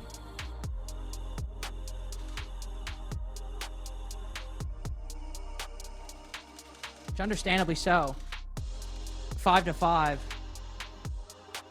There's not a better time. They're no stranger to long games and maps that go the distance. You are still down 1-0 in the series, and that was a hell of a clean round from Shopify.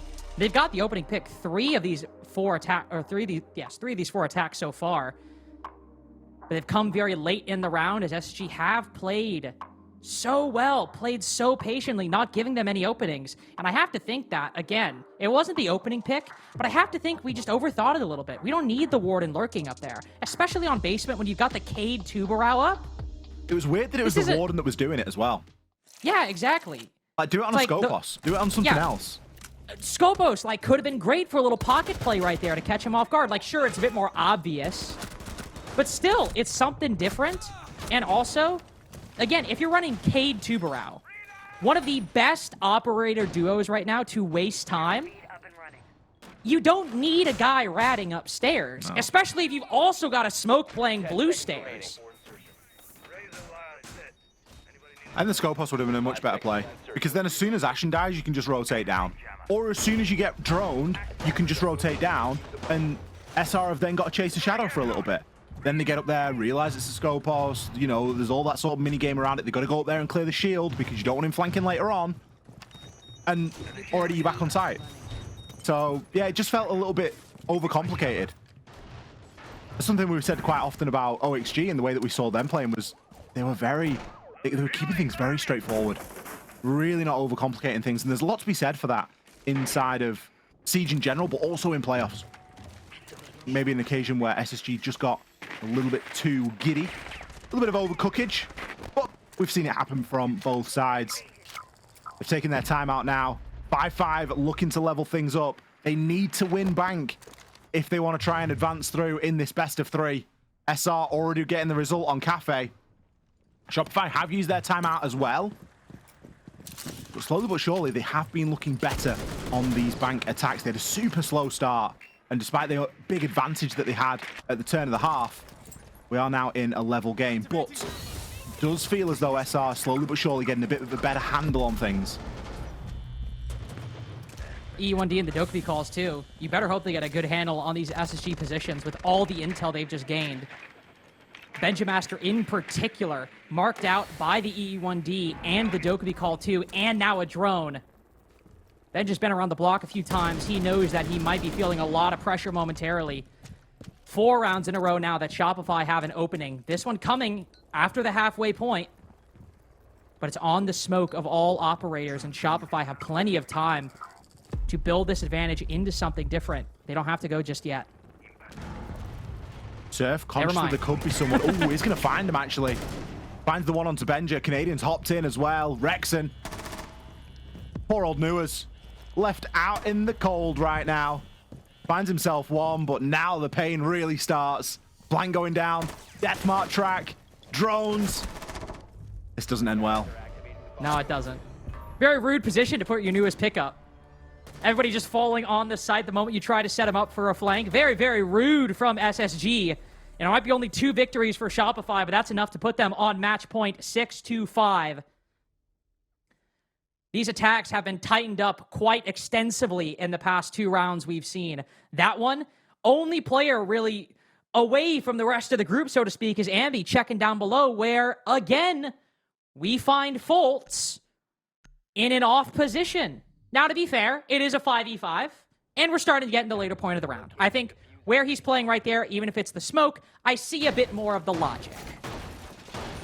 You think that Shopify are going to be focused, get tunnel vision on the site, they're setting up, then you can go for that common blue stairs flank. I think that position, much more understandable than lurking on the warden upstairs, just to be clear. But Shopify are not letting those gaps slip by like they might have earlier in the half. They are being careful, they're checking all their bases, and that's gone from SSG in, say, round 10, playing a position I don't think they needed to a virtue for Shopify, in which they're just not letting stuff like that catch them off guard. They're not being fooled, are they? Everything is everything's being double checked, and I think it goes to show how seriously they're taking this series, because not only have they got a chance to tie it up now and walk away 2-0, happy days, let's rematch Dark Zero. This is a chance to do it without having to play an overtime, without having to play another map, being in a good form, having a relatively quick map 1 as well. If Shopify are able to get the victory here, it puts them in such a good position for that rematch against Dark Zero. Oh, yeah. Much different than their M80 game, too. We talked about how draining that was. Night and day. We haven't had one of those moments yet. We've had some funny moments and we've had some close rounds, but we've not had anything that's felt really super stressful like you get when you start entering into overtimes and entering into map 3s. SR are in a really good position at the moment. They need to make the next 2 minutes 15 count. Canadian going to be playing that Fuse Shield this time. You can try and disrupt a little bit of that site utility. Great for getting rid of things like Vulcan canisters. Even Cade Claws to some degree, depending on where they're placed, if you can still get the charge down on the hatch. And they're not letting anything slip. Constantly watching this main stair angle as the drones whip through the site. They will eventually call everything as clear, because we can see the only person that is got any sort of elevation right now for the defenders is going to be J90 on those blue stairs. And everybody else from SR just setting themselves up. This setup is leagues better from SSG, though. I mean, you can see that. Clearly, understanding that wrap play is not necessary. Everyone just sitting behind this utility. This makes J90's position a lot stronger, too. And he pops it, even backs up with a minute 30. It is a complete reversal and about face for Space Station. They are letting the utility do the talking. And for basement defense, Ollie, I mean, that's just the name of the game for this site. That's what you've got to do. SSG have got a lot of denial as well, so you might think J90 moves back a bit early, but look at what they've got. They've still got Vulcan packs, they've got 3 C4s, and they've got Toxic Babe canisters. There's a minute left. Well, the Zotos as well, like, you know, throw a Zoto onto the server wall and just watch that thing grind to a halt. We will see the cluster charge through. That will destroy the Vulcan packs, and the tin opener can now be placed. But realistically, 50 seconds and fire still dissipating. Lines of sight needing to be established. It isn't so straightforward right now. Rexon's going to try and give himself a little bit of cover, and Canadian will start to move through for this plant, but a plant with everybody alive is a very terrifying prospect. Don't forget, there's still 3 C4s available. Rexon cannot afford to miss a shot. This coverage has to be clean. These C4s must be stopped. Newer's down. Another smoke goes out. Canadian will have to fall off. Does not have time to rotate, so the C4 falls cold. SSG begin fighting back. They're no stranger to OT. They know that's comfortable territory. They've got the mental. They can stay solid. They can outlive you and outlast the pressure. Rexon flies in, and SSG stomps him down. OT for our second map of the night. But for SSG, this is just another day in the office. Well, well, well. Here we go. The journeyman rises from their slumber one more time. I love watching SSG because you can never count them out, and you also never really know what you're going to get. You never know if you're going to get the best team in the world or a team that isn't the best team in the world. And it makes for some very, very exciting watching. The way that they played that last round, flawless. There's no real criticism that you can wager toward them. They had everything they need. They kept things extremely simple, relied on Toxic Babe canisters and C4s to deny a plant on the basement of Bank. In its very essence, that is what that site is all about. It is all about C4 lineups. It's all about smoke lineups, and it's just about staying alive.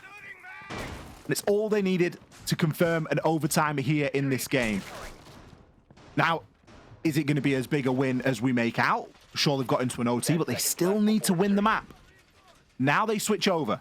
Now they go onto the attacking side, a side which we did see them struggle with. And they too have to attack into this basement. It's a logical site for Shopify to pick right out the gate. The only sites SSG won were CEO and Tellers. And Tellers was a one-off, so I don't think we're seeing that again. And CEO we might very well see, but even that one came down to a J90 1v1, if you remember. That was Surf hiding beneath the antechamber windows, peeking up, getting the Flores, but just not having the ammo or the time to take down J90 as he came off the diffuser. And while Shopify might not be running Cade to Barao, though both are available, it is going to be a very, very heavy site hold. Only one player on this middle floor at the moment, I believe, but with players playing the staircases to help him get back. Ooh, we actually got... I was about to say, I actually think we saw Spoit walking up Marble. Well, not Marble, walking up Square. Oh, dear. I mean, I guess the Goyo, but... Yeah, no, Spoit was walking up to second floor Square stairs. Not ideal. But I'd argue that the lineup overall for Shopify, not that it's not ideal, but it just seems a little bit, I don't know, seems a little bit stagnant. No C4s on this lineup. Nothing that you're going to be able to try and deny that plant with, aside from 3 Toxic Babes from Surf. If SSG move quickly, which we know they can do, find yourself in some bother. Yeah, compare this to Shopify's previous lineups. I mean, Canadian was playing Valkyrie, then Cade, and playing Warden now. I think that is obviously fair, given Ying's on the board. That will be a threat, so it's not the Warden I have a problem with. But, like, do we need the Aruni, for example? Cade might be nice in that position. Do we need the Jaeger for the blue stairs hold? Could have brought a Valkyrie for intel. Why don't we just all run recruit? Just run everyone with recruit, BPs, and C4s, and then just run a smoke. I'd love to know the success rate inside of pro-level games. I mean, honestly, like you pointed out, have a bit more utility to work with than Shopify do here, but all ADS is spotted inside of Red Hall. So Fultz knows if he throws his Candelas inside of the site, he actually can dodge most of them. A good bit of info for Newers there as well. Candela will go through. Fultz going to try and get this down, but Surf with some great lineups. Just hits him with the bullets. Smoke finishes him off. SG really concerned. Newer's even thinking about a backstab, but no, it's not open. They don't have the time. Benja doesn't even see Rexon hop in. Despite the unideal lineup, Shopify have everything covered. The smoke canisters do so much work on their own, and it's just angles held by the defense. Ollie and I are sitting here saying they got no C4s, no Electra Claws, no nothing. How are they going to stop this plant? Well, it's quite simple. SG aren't going to shoot us, so we'll shoot them back.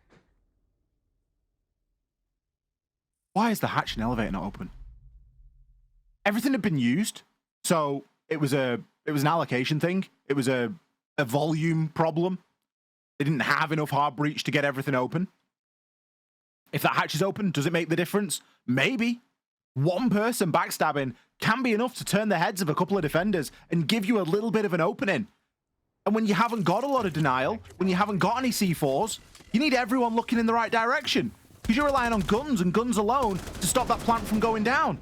Well, and honestly, like, I went back and rewatched it a little bit. I'm also curious. I think maybe we just go a little too quick there. Fultz tries to go in to maybe bait out the util, but Janino's on the hatch with the launcher in hand for Grim. He's not able to cover the angle that I think Surf ends up peeking. So even though it is 30 seconds, it's not the most time in the world, I think maybe we just wait a little bit there. Try and eke another 10 seconds out of things. 10 seconds to insertion. Very strange round from SSG. 5 seconds to go. That's one that you'll watch back at Shopify, and you might be like, we didn't realize how lucky we were. Oh, yeah. Well, keep in mind, by the way, Spoit died in the first 30 seconds. That was a 4v5. It lends even more weight and value into the thought of going for a backstab as well, because they haven't got enough bodies to watch everything. Shopify haven't got sufficient numbers. Oh, even think about that. I mean, Benja dies to the guy vaulting in, or like vaulting back into sight, but if you got a guy dropping on elevator, that's a full crossfire. Exactly. We're getting the tunnel vision yeah. on the last round, to be fair, but again, we're in an OT game. SG have not lost many of these OTs. They lost it against Wildcard, sure, and they dropped one against OXG yesterday, but they still won the series. This is a position they're comfortable in. And they know that small things like that, small little oversights or differences are enough to cost you when ultimately just somebody has to win round 15. They now have to win 2 in a row. They get to go to these defenses. And of all the sites, they picked Tellers. A ballsy move for SSG to go to the off-site, though they did win it on their defensive half. That's camera here for Fultz to get a bit of info from. The C4 from Benja. It's maybe a little bit premature. Ambi. Or maybe a little bit late. Ambi had already maybe made his way through that. Looking for an engagement here. Likely going to find something. At least finds a goo mine for the time being. Can secure the flank a little bit. And some drones working in front of him. Canadian can choose to come and join. Spoit again falling, but this time a 1-for-1 trade. Not too bad, especially given that that's the Valkyrie. And that's one of the C4s gone out of this game. Ashen does still have one in pocket, and there will be a bit of information for him to work from. Ooh. Does know this player's playing aggro on Marble. Newers instead rotates down, back to site. This is another example of SSG, when it comes to these defenses, very rarely are taking these gambles, are taking these risks. They don't even have man advantage, and yet they still want to play the setup. They have fully vacated site. They are just holding angles outside. 2 in square looking into archives, and 2 bottom Marble looking into Tellers. They are so adverse to getting in Shopify's face. This C4 goes out, pre-placed on the opposite side of the wall, detonates. Doesn't find anything for Shopify. Or SSG, I should say, but you can say the same thing. They've not found a way in, but Ashen, slightly exposed to Marble, has given Shopify just a little bit of a hole, a little bit of a gap that they can look to widen, fill, try and take the shape of this defense as SSG have pulled back so low on time. They need to win these fights. The trades aren't even happening. The kills won't even come. There's not enough time. And Surf, as we hit 000, gives SSG round 14 just 1 to decide who moves to the grand final. A really bad stall out there from Shopify. They just couldn't breach through the bottom of those marble stairs. And a player inside of elevator and no real way of dealing with them. It had to be a gunfight. It had to be a swing, but it's a very bad angle to try and challenge, especially when you've got a soft wall that looks directly into the back of Tellers right there in front of you that you've got to turn your back onto. And he did his best to time it, but players not able to get into the right position at the right time. A bit of a marvel as to how SSG held on there. They were able to, and draw us out to a 7-7 overtime. We talk about familiar territory, Links. This is where SSG are arguably most comfortable. They said it in the interview that their mental has become quite strong on this roster. And while they don't win OTs every single time, in fact, I think technically, mathematically, they actually have lost the majority of 15-round maps they've played so far, because they lost the one against Wildcard, lost the one against M80, and lost one of the 2 against OXG. But ultimately, they still find themselves there. And we could forgive them for losing, what, 3 rounds in the 8 maps, or 9 maps at this point they played? This being number 10. Also, look at the switch up from Shopify. These defenses we've seen from them have been very utility heavy, but they are completely leaning into this extension. Castle, Mozzie, and Vigil. And Canadians on the Mozzie, it's all over. He's been feeling himself today. Let him loose. Let him have his moment in the sun. Jane, I know, with some very quick progress here.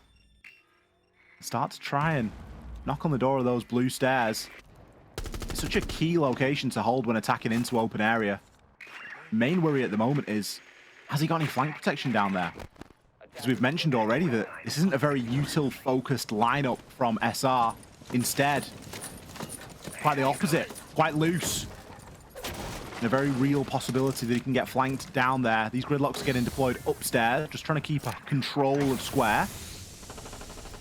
Smokes are going in, and Ashen seeing if there's anyone that he can find, but no one revealing themselves for the time being. Changing.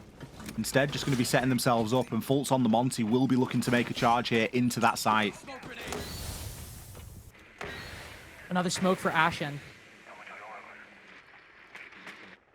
Trying to set up this glass the best That's they can. a great hoping. drone. I know.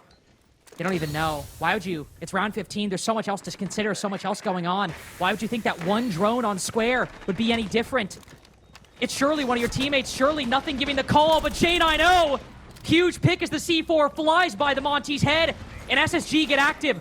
All that information goes uncapitalized, unrealized gains for Shopify is the headline as we approach this final minute, and they have to retake. Spoit with the quick peek, quick headshot onto J9. As SSG just creep into the site.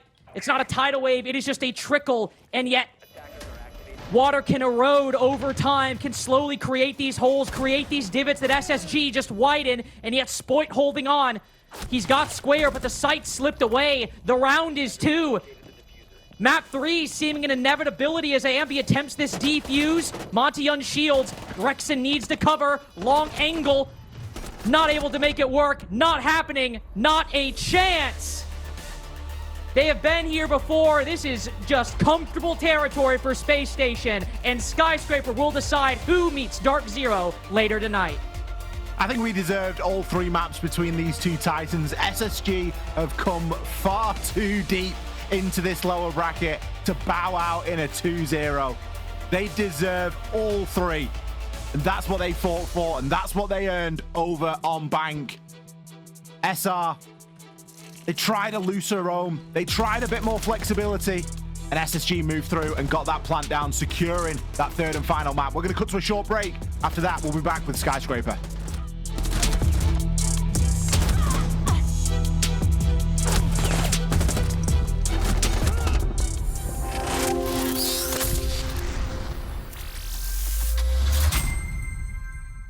Yep.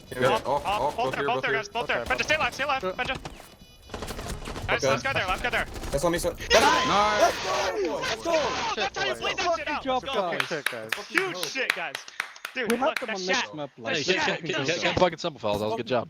Yeah. Hey, also here, crew, let's I mean, it's just another day in the office for SSG. In typical SSG fashion, it is an 8-7 overtime win.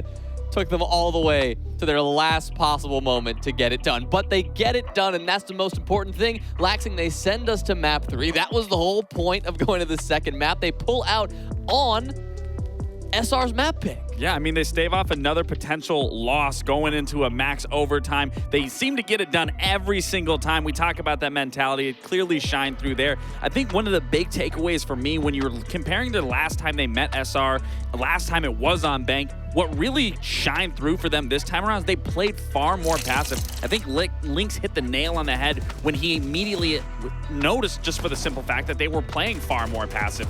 And again, that is something that we've talked about time and time again with SSG, is they've always been too aggressive. But clearly coming into playoffs, they've changed their game plan. They've adopted the meta of being able to use the shields, vice versa, with a couple players swapping between those. But then again, it's the passive playstyle that really kept them in the fight here, where again, it really throws Shopify off to be able to try to control that tempo, where I highlighted in the first map. That's where SR always tends to walk away with these two matchups going side to side. But SR, again, I think the biggest thing for me, for them, is they need to really learn how to have that same mental when it goes into those overtime rounds, because again, it's just, I don't know how you go against Space Station's mental in terms of, in that moment, they just know how to rally and bring it all into one. Yeah, I mean, every single game that SSG is going into, like, even if they're down, they're going to play. I mean, SR, I feel like their biggest downfall was the fact of, if SSG would adapt, some of the times they got stuck in that mentality of, we can just make a big play to try and bring it back. Whereas SSG, I feel like they were really focused on the strategy. And that's what we wanted to see, is them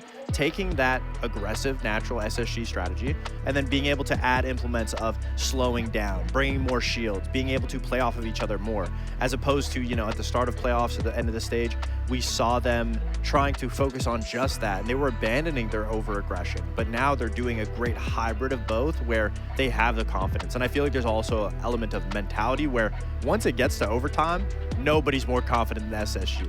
Well, we talked about this earlier, the fatigue that can set in, especially in these multiple best-of-3 days, or over the course of the playoffs. Laxing, it is very clear that SSG aren't feeling such fatigue. 6 maps yesterday, 3 of them going to max overtime. Here they are again, max OT, and they keep on pulling this back. What is it about this team that allows them to do that? I mean, it's Callout's ideology and just how they are as a roster. We've always talked about SSG being this brotherhood, doing everything together, whether it's waking up at 5 a.m. to jump into the lake, having a cold plunge, then hitting a morning workout, being able to zen out and just focus on the things. And throughout, I mean, just outside of the game, they're always focusing on their mental. So it clearly speaks dividends when they're in these moments, high pressure octane moments, that they can persevere and pull through. And again, it goes back to that ideology that Callout has sent and put upon each and every single player. Well, their undefeated streak for Shopify Rebellion, that ended against Dark Zero 2 days ago. If they want to avoid taking another loss, Fox, they're going to have to clean it up on Skyscraper, a map they have not shown us yet this stage. They've kept it in the pocket, clearly, for a moment like this. Yeah, I mean, I think it's a perfect testing ground to be able to try, because if you lose at the end of the day, I mean, no harm, no foul. You're testing it out in a match environment, and that's the most important part. I think SR on Skyscraper, I feel like on Bank, it was such a big map. There was a lot of instances of them getting caught off guard or just losing gunfights due to them being unaware. But Skyscraper is so tighter close quarters. So obviously, getting in the map, opening up the walls is going to be your first step.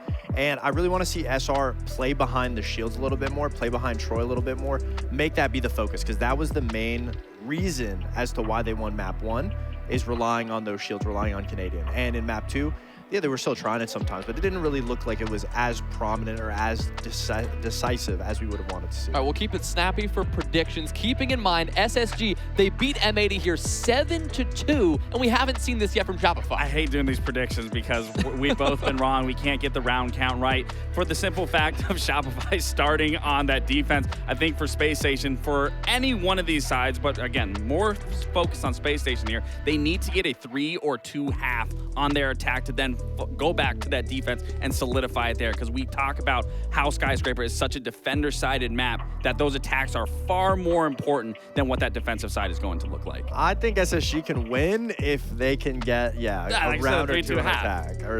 That's going to be the hard part, is getting the attacks down against Shopify, because each individual player, I mean, is having an amazing performance. They just need to make sure that they're focusing a little bit more on the team play. Yeah, that's what it's all about. Well, this is the 3rd map of the best of 3. No more chances after this. It's the lower bracket after all. Winner goes on to play Dark Zero. Loser goes home packing. It's the final map. It's Skyscraper, Shopify Rebellion, and SSG.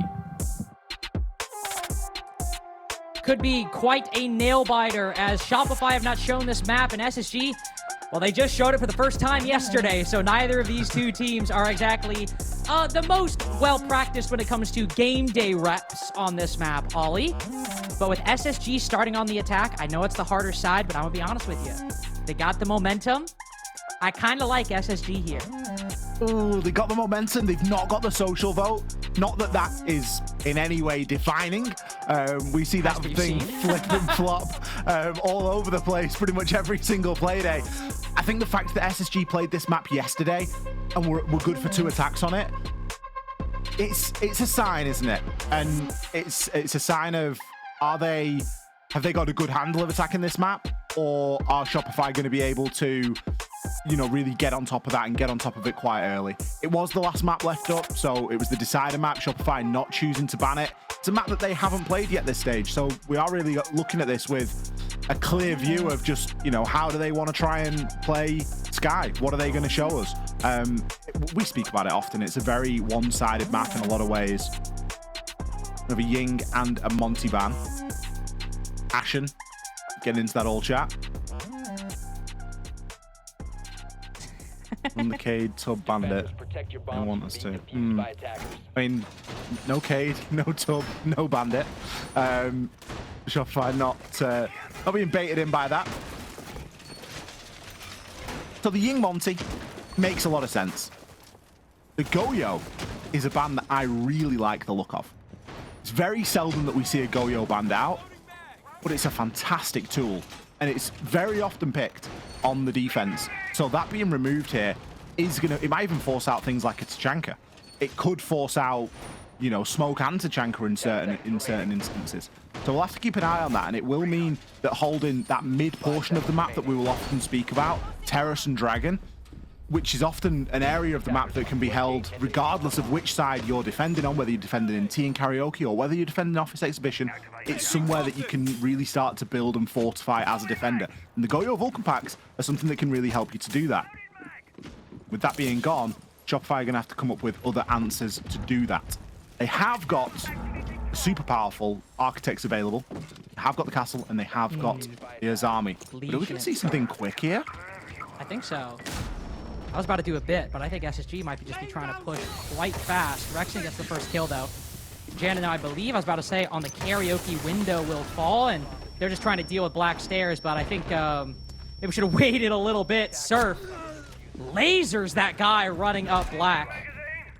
Yeah, this one's, SSG just trying to get this one over with quick.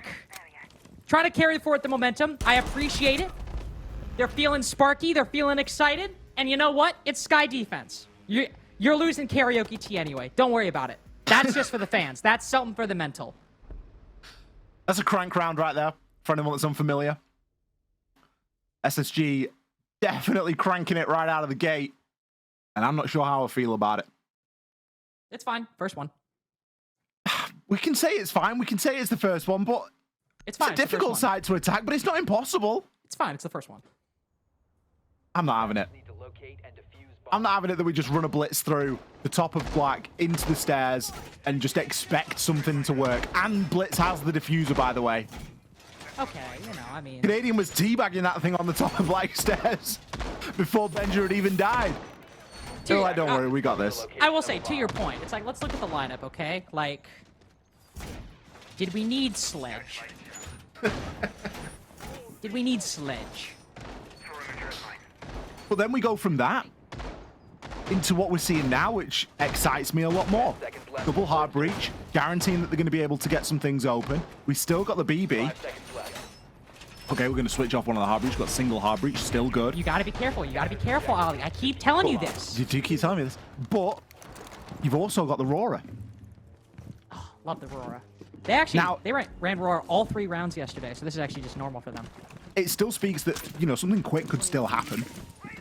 But it gives them a chance to influence the site and the surrounding area a little bit more. I like the Deimos pick as well. And that's a gimme. It's crucial for Skyscraper. So much can be found from below. If you're able to secure that first floor and you can get in and start working it, then why not? Why not indeed? And Newers could find one. There's one playing bottom black right now. I believe there is, at least. I saw a blue outline earlier. I think that's Ambi. Might have creeped up black stairs, though. So Newers will not have anybody an immediate target of that revolver. Yep, there he goes. Rotating back to site. Ambi, very responsible, despite his youth. Doesn't want to give any opening he does not need to. So SG will be stuck on this minigame briefly. Oh, if only I'd used that death mark sooner.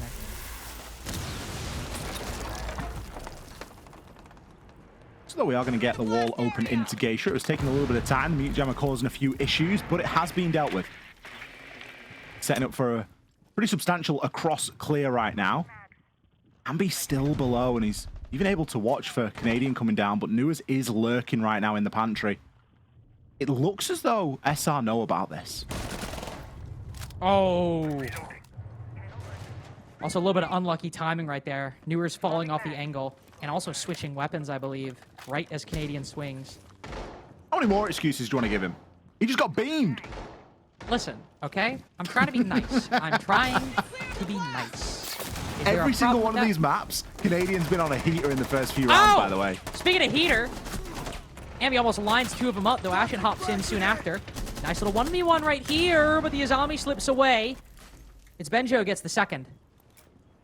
SG have taken the attack, no pun intended, to Shopify's defense. But that's the difficulty with Skyscraper. There's always another bottleneck. Just as you think you made progress, there is always another choke point. You try to break through, but swinging around like that, Ashen confidently pre-fires the Azami on the opposite side. And so Surf. Is he good for the 5-0? Is he good for the 1v2?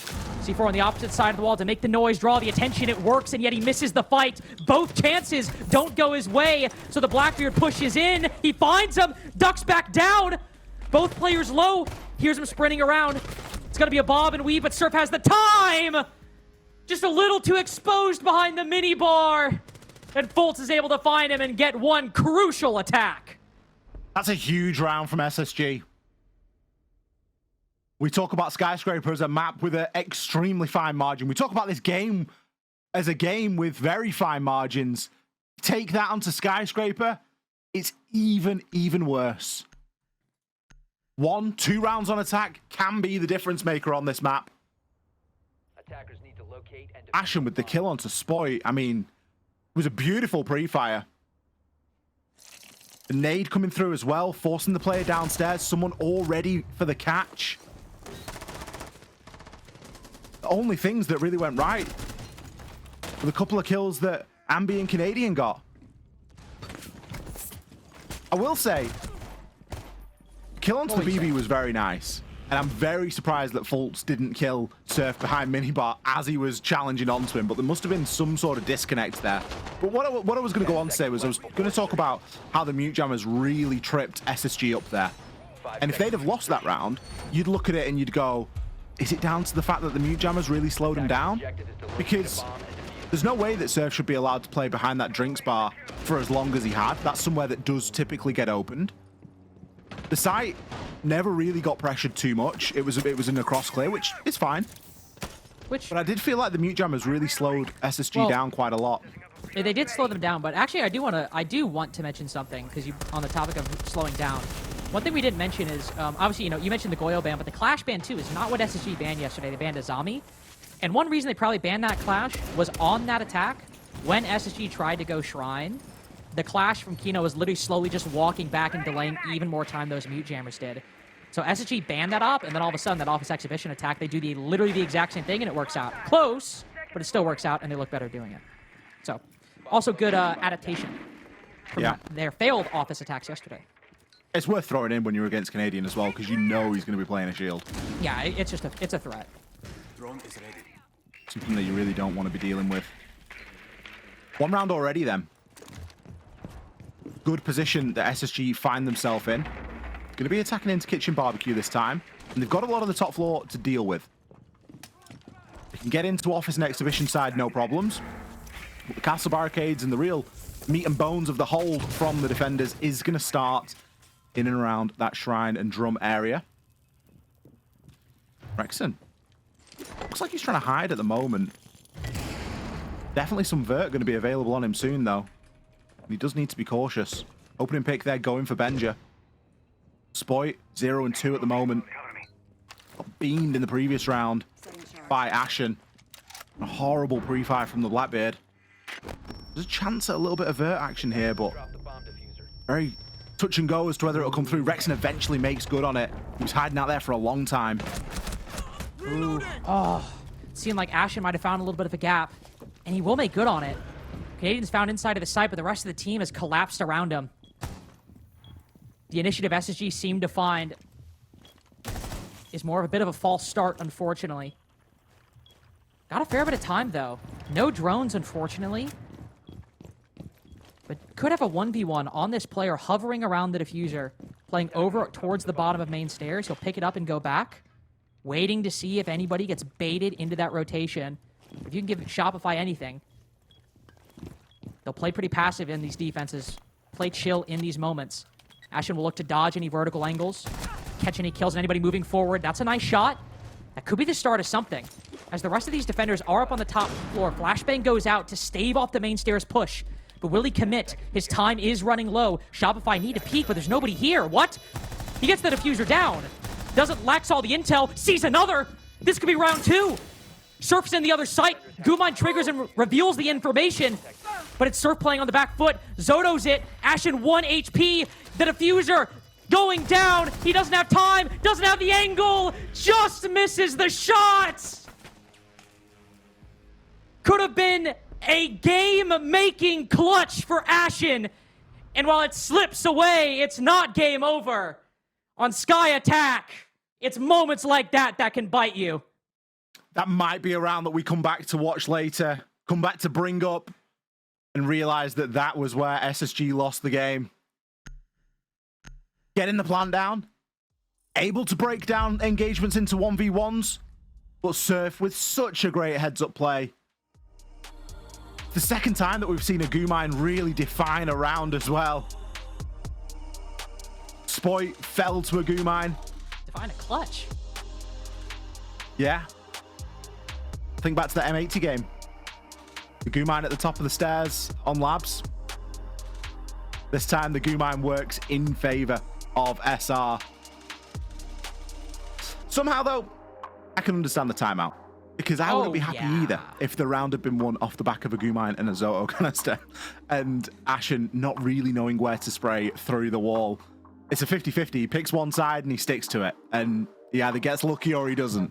And in that instance, unfortunately for Ashen, he didn't pick the right side. Quite literally because Surf was on the right. But timeout called here from SR. Choosing to use it early and choosing it to use it on their defenses is a little bit of a surprise. It obviously shows how important these defensive rounds are. And just because Skyscraper is defensive sided doesn't mean that the rounds are just going to come to you. But it also kind of leaves you a little bit vulnerable later on. And you've obviously got a lot of confidence in your attacks. If you know that you're giving up the chance to reset the mental now for an opportunity to do it when things might be even more difficult. And honestly, you know who I think is the biggest winner of this Shopify timeout? Oh, I thought you were going to say the viewers then. That was a good old bit that me and Demo used to do. No, I was not going to do that. Okay. Honestly, I think SSG do. Not that it's a bad timeout from Shopify, or that they shouldn't have called it. It's a freebie for SSG, though. But, well, one, it's a freebie for SSG, but also, you just forced Shopify to call their timeout 3 rounds in on Sky defense. You know you're hitting something. You know you're touching a nerve there. Oh, you especially with that. Yeah, especially with Ashen almost clutching that round. So again, that's not to say that Shopify shouldn't have called the timeout or that they even won't do well from here. But at least for the moment, SSG is like, oh, we thought we had the momentum, but they know we have the momentum right now. Yeah, you've hit a nerve. And it's probably a good job that Ashen didn't win that for Shopify because you just know he would have never stopped talking in the all chat after that. Still 5-2, still doing very well. And SSG looking good on these attacks, let's be honest. Aside from round 1, which was a real throwaway. Dude, honestly, Ollie, I gotta say, like, I'm glad you said that because SSG, I've mentioned their attacks have been a problem. And it's really crazy to me that one of the least problematic attacking sides they've had is like Skyscraper, is what has looked strong for them. Let's not get too far ahead of ourselves because it's still relatively early days. But with J9 getting 2, that's the trigger for Ashen to balls it through the site. What is going on? What is happening here? I have no idea how J9 just killed 2 people. One of them is Spoit, by the way, who's really cooled off since map 1. He dropped, I think, what, a 15 bomb on Kafe? And I think he's got like 7 kills in the 2 maps since then. Maybe a little bit more than that. I think he did reach double digits towards the end. But 0-3 right now. Rexon caught on the retreat. Trying to make a play. In the 3v5, it's the onus you often feel as a defender. That the game is slipping out of your hands. That you need to do something to bring it back. And at the moment, that pressure is very understandable. Because if Ashen shoots right instead of left, it's about to be a 3-1-1/2 for SSG on Skyscraper attack. Fox wanted to see a 3-3. Fox was like, if we see a 3-3, this might be SSG's game. They could have hit 3 rounds if Ashen just shoots one different side. And even if they don't get Fox's margin, 2 attacks on Sky, a flawless in one of them. If you thought SSG were comfortable, right now they're at home. This is where they like to be. Spacestation Gaming, maybe we'll rename the Skyscraper.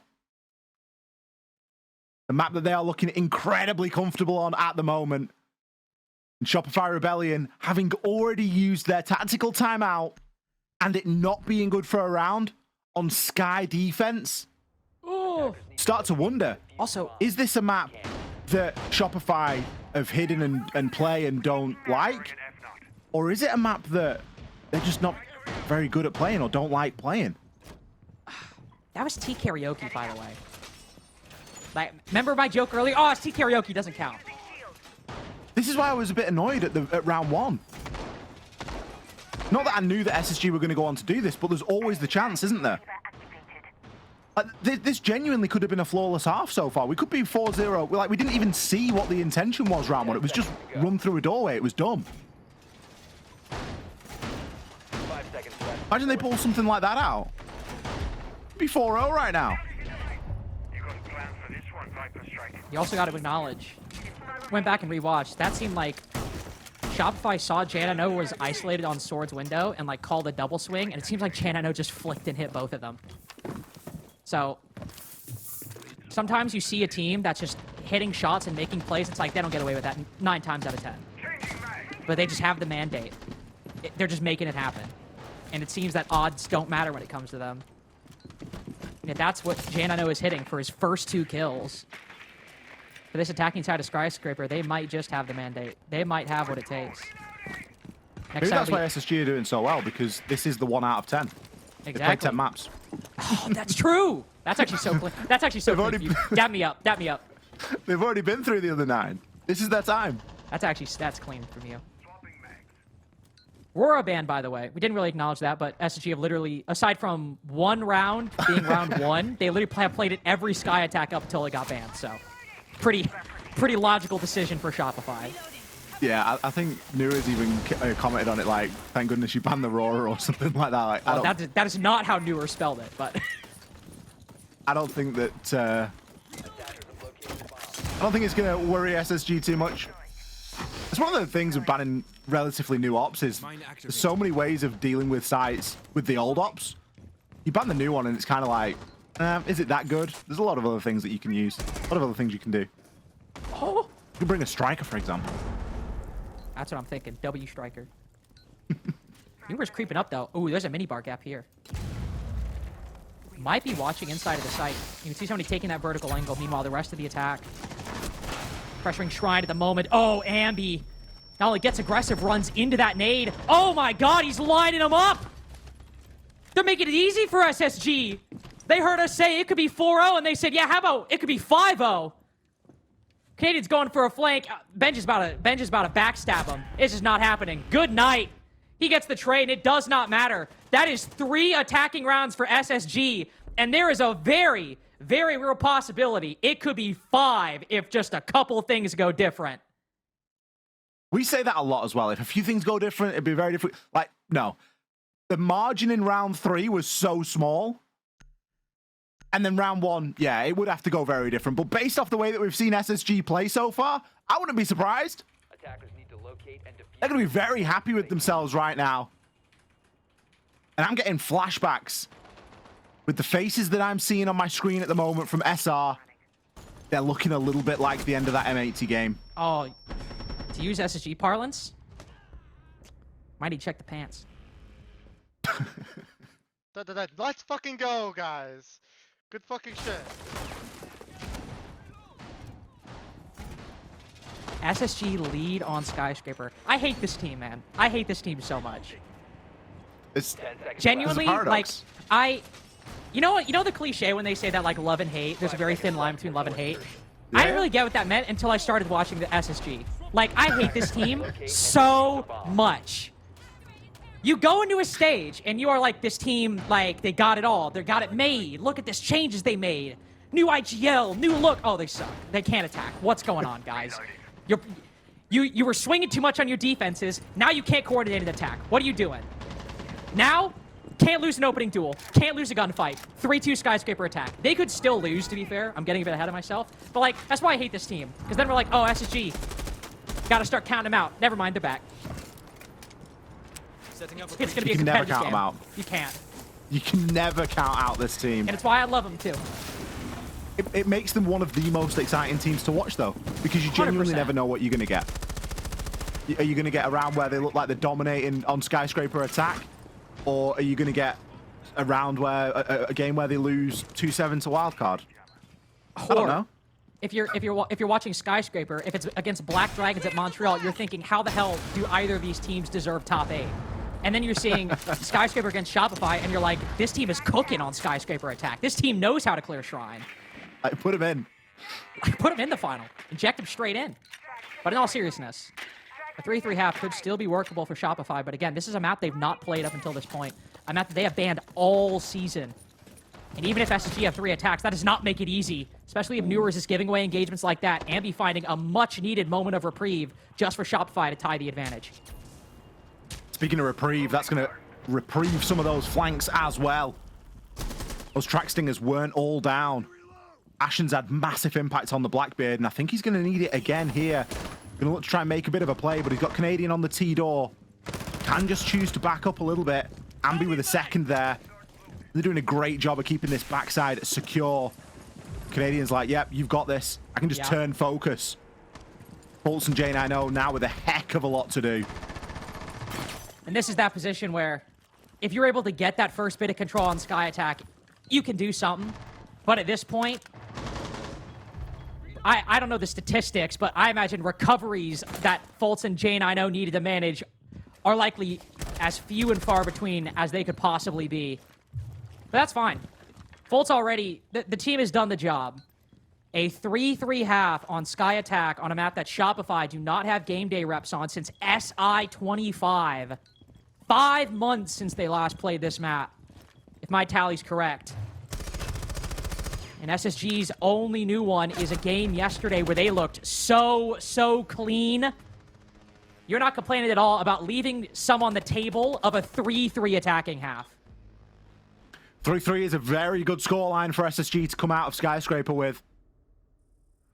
Still smiles on the faces as well. They know that they have done a lot of the hard work here on this map. It's not to say that the next part's going to be easy, but it may be a little bit easier than those attacks. And as we mentioned earlier, we still might be coming back to analyze and look back over the way that a couple of those rounds that Shopify won went. Not the last one, because Shopify played well. Ambi did a really good job of getting an opening pick and was able to just lock it down from there. But I certainly think back to round 1, and I certainly think back to round 3. There's very clear opportunity there for SSG to have an even healthier scoreline out of this and an advantage. But as it stands, they're in good stead. They still have a tactical timeout. Blitz smoke. I'm a bit nervous, actually. You see the blitz ban, you get nervous for SSG? No. We did ban the Monty. That comes later. It comes at the end of round 9. I know, but if we're talking, if we just seen SSG show that 3 attacks can be done, we've given Troy his most played shield op.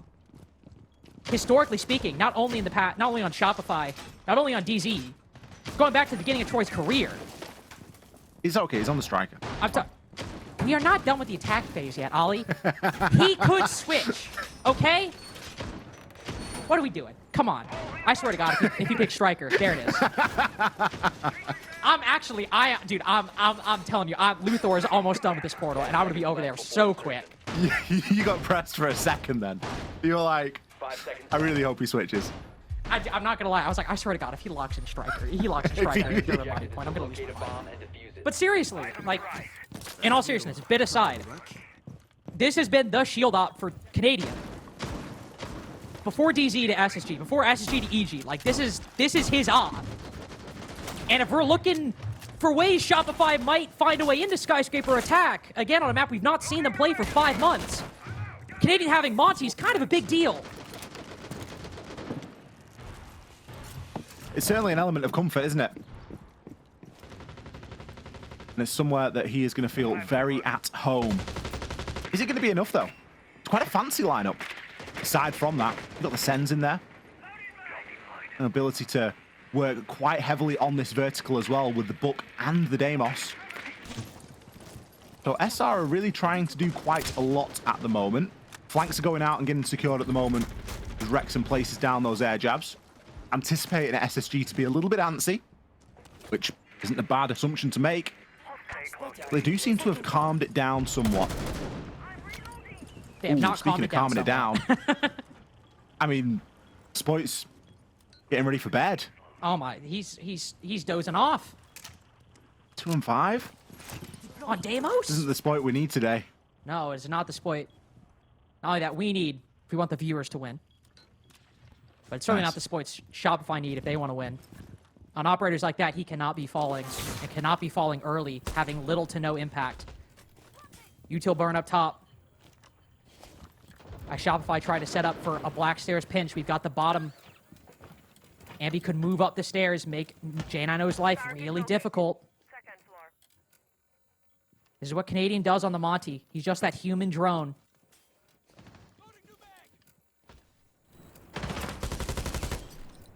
Just such a good view as well from what we've got. Ambi trying to make it happen, but he's tagged up from above as well. And he falls, Not wrecks the it too. engagement that he wants. Oh No. dear, you might have Canadian on the Monty, but that's basically all you've got right now. That's all you have. I kept waiting for something to maybe happen, something a bit more convincing. And now Canadian, he just had a bomb dropped on him on black stairs. The lineup completely thrown out of whack into disarray. They know Surf's here too. He'll tag up one. And Ashen's feeling confident. The all chat coming through. It is controversial in the community, but when this man is feeling himself, the team rides off that momentum. It's only a Sky defense, but given what came before, every round has renewed meaning. If I was SSG, I'd be trying to get this done without a tactical timeout as well. Like, the cleaner that you can make this happen, the better. Because you don't want to give a Shopify an inch. Or time to reset.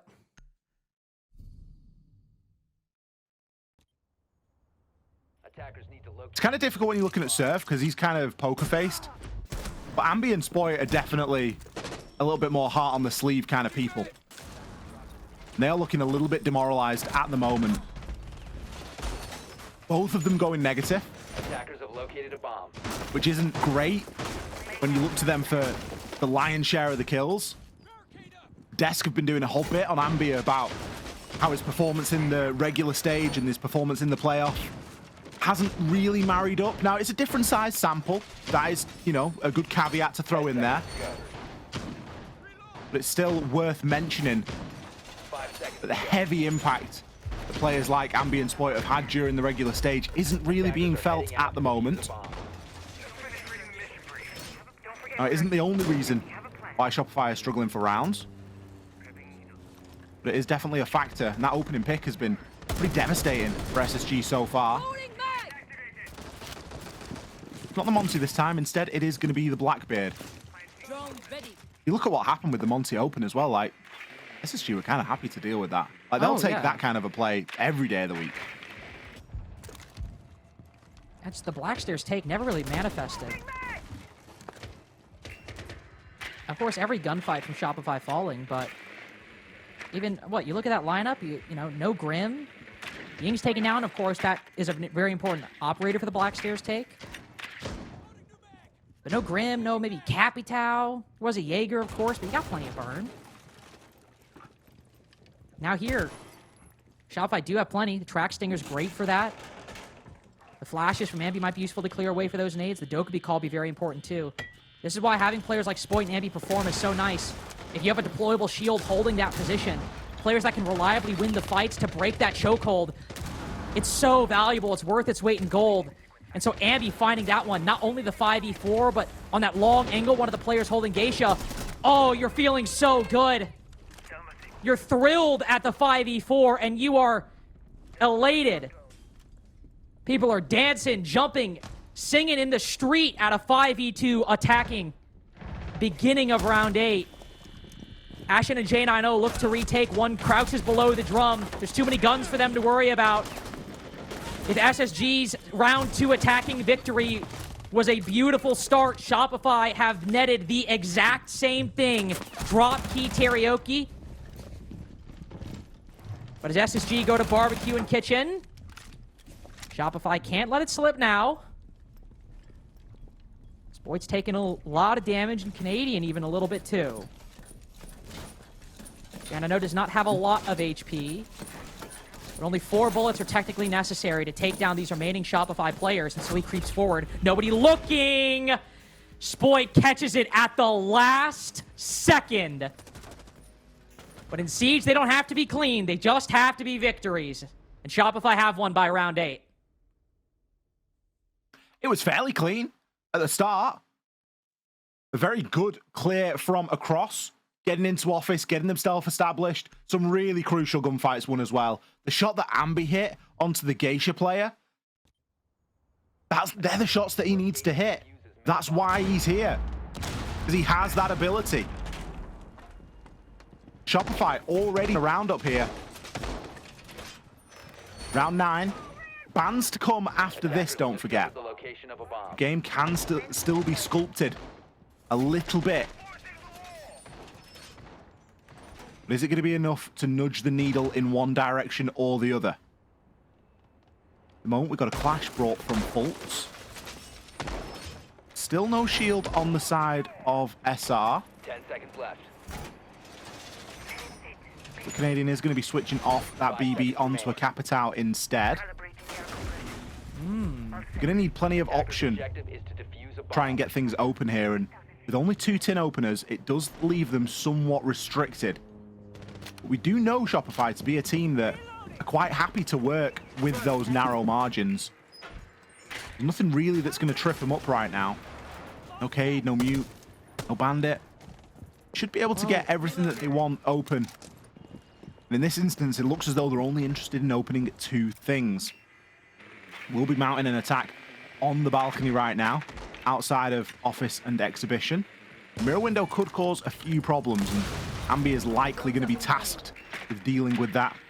Getting the Ash launcher down there and starting to rip something open. Some of the wall left soft as well, so part of the job already done here.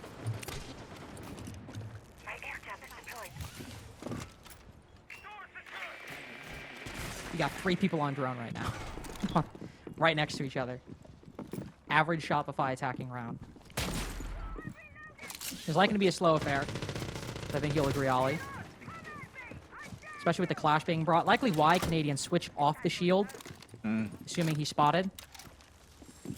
But also, it's clearly something that SG are betting on to try and be unpredictable. What I'm most curious about is where these doors are going to go from Surf. What are they going to try to block off? We saw SSG block off the terrace double window to stop any jump outs. Might see the same thing, but that's what the air jabs are likely for. Yeah, there's plenty of options for using those Roar doors. Surf will be deploying them as and when.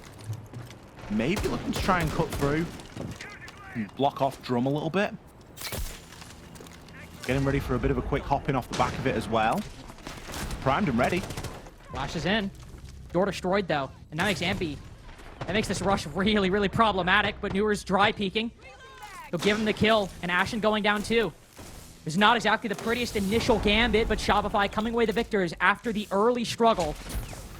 Have a little bit of leverage over this SSG defense, but another retake, another flank from Drum, as Benja spotting one tucked into the corner. Can't quite find the shots. Instead, it's Fultz to support. Canadian Surf both to tag on. And so it's Jay and I know how often we see him in these 1vx's. A C4-2 with 35 seconds left. He's spotted on the drone, but there are ways he can play this. It is good on Shopify to reset. One is electrified. He'll peek around the door. Oh, but Spoit.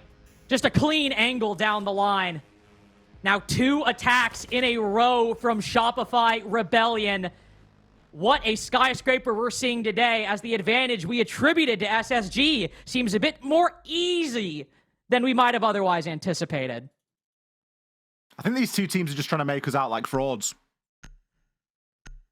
We promise you, Skyscraper is quite defender-sided. Swear to God. It is. We're not making it up. Both of these 2 teams finding good success. Not just that they're finding rounds, they're finding really good rounds. SSG forced into this tactical timeout. Both timeouts for both teams used on the defense. It goes to show just how little both of these 2 teams are leaving on the table here. Because there's kind of a thought, right? You know, are they going to show everything? Are they really going to, you know, let the aces that they've been stacking up their sleeve all stage long. Are they really going to spill them all onto the table now? Yeah, it looks like it. They like winning too much. I think that's it, and I appreciate that, and I respect it. I also think one thing you gotta talk about with that round. We were talking about the individual performances from Ambi and Spoit, and while they didn't necessarily like get the craziest amount of kills, they were the two players that won the fights that turned that from a 4v5 into a 4v3. Ambi specifically, waiting for that guy to peek drum, proning on the off angle, or proning to get to an off angle, so Newers wouldn't anticipate it, and then Ashen also going down 2 Spoits, holding a passive angle. Yeah. It's so crazy. Shopify literally do like a pump fake and then just like go prone waiting for them to peek in front of them. Like that level of confidence is crazy. I hope we see Spoit's pick. Oh, we won't, sadly. I was so surprised that Ambi actually got that kill. You get like a little sixth sense. Good fucking job, guys. As I'm sure everybody does that's watched a lot of Siege, where you can predict sort of who's going to win the gunfight. And I thought Ambi was going to win that gunfight every single day of the week. Sorry, I didn't think Ambi was going to win that gunfight. Because he's laid prone, he's a big target. Somehow manages to pull it off. Shopify with the lead. 5-4. SSG needs to do some soul searching. This game isn't far from being over, you know.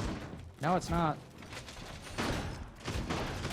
Plus, it's not like we can do the normal Skyscraper adage. We've already seen 3 attacks can be won. We've seen that a potential 5 could be, depending on what happens. We're not going to be as deferential to the defense as we normally are. This is not a, oh, but you know, blah, blah, blah, blah, blah. Like I was in round 1. Not happening. You got to start picking it up right now as Shopify retake their lead. And be looking to apply some pressure on the opposite side, as it is a very spread out start for SR. We got the Monty and the Sens back in the lineup, though. Surely we're not doing another top black tape. It's not really worked well for either team, has it? I think you need to do a little bit more. A lot of things need to go right for this top black take to come off. Surf is sending a little bit of util out. I wonder if it is going to start to happen. Rexon's positioning himself here as well. Canadian's on drone right now. They can go for it, but there just needs to be a little bit more that goes into it. Is the EMP and that BP getting removed enough? Not with full swinging like that, it's not. No, not at all. He takes another one. Surf getting a little lax on that karaoke rappel. 1 mag of the 416 does the trick. And so Shopify have to push deep, speed up the pace, take control of Black Stairs. That's only 1 shot necessary. Jan, I know it feels guilty. Makes it easy for Rexon. It's important control gained, but it is not the round done yet. Good opportunity to stabilize here for SR. They've got the control. Now what are they going to do with it?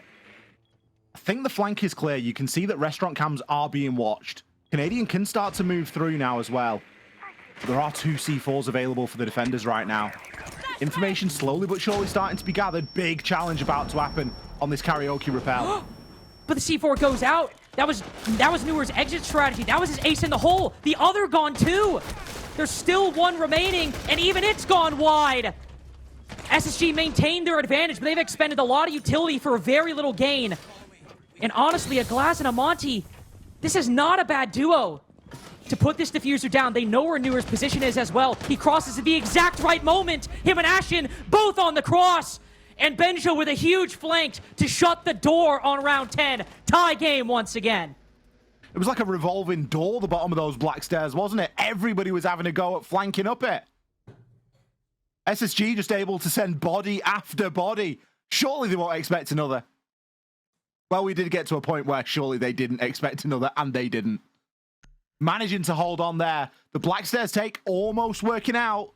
But as I commented, you need to be able to do so much more.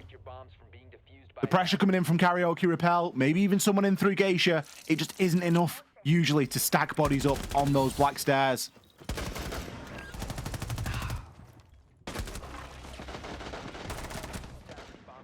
It is coming down to the wire. Despite the 3-3 half for SSG, it is still going to be a very close game. Those top black takes for Shopify not working either time they were attempted. It's the only site SSG has won. And I guess the only comfort you have for Shopify is you don't have to attack it again. It's on SSG, who've decided barbecue is their second site they went to in round 8 and round 11. Attackers are But heading Shopify up. only dropped one body in the process of securing their first victory on the attack. And so what have SSG changed? Introduction of the Melusi, introduction of the Valkyrie as well. It's instantly countered, though. Rexon is so on it. That's the Brava. I might be a big Rexon fan, you know. I think I'm slowly coming around to it. I've realized. What's funny, too, he brought it in round 9. Clutch Drone's going to be available again here. Let's see what he's able to find this time. So sneaky with him. He knows those drone holes, knows the angles. He'll be searching out for bits and bobs. Ooh, maybe I've cursed him. That's a huge find, though. Look at all this utility. The black eye cameras, the Banshees. Huge pickup. Let's see how much value we can squeeze out of that last one when the time comes. In the meantime, though, it is going to be fairly slow start here for Shopify. Just looking to establish themselves. Canadian going to be getting the door open at the very least. Ooh. I'm looking to maybe push off the back of it. Ambi's there ready for a catch as well. We're cruising. We're at cruising altitude right now, trying to clear this exhibition roam. One player was around the corner, dropped down, back up. Ashen always trying to keep Shopify on their toes. Now a shield in his way, but Canadian separated. No attackers behind, so he'll have to play it safe. And he plays it smart. Doesn't lose his life as a result. Relying on Rexon. What the hell are you doing, man? You know he's on the window. Okay, Ashen might be a little lost. Don't know what's going on there. It's still an SSG advantage, but what the hell are we cooking?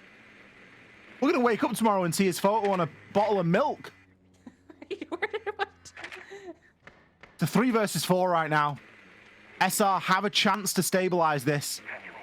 But there is a lot of information available right now for the side of SSG. They also know where Canadian is. Canadian's going to be sort of kind of boldly moving through the map right now. He hasn't really got too much support in doing this. It's fine because he's the Monty, so he can protect himself, but if he gets into a bit of a cross, not going to be a very fun day. Or if he meets Fultz, C4. Who's going to shoot that out of the air? We've seen shields can sometimes bump into a little bit. Now the Monty, it's not as big of an issue because you're full extended. I think that's why you see Canadian. He pushes up, burns that goo mine, then backs off to join the rest of the team. He's not going to make mistakes like that.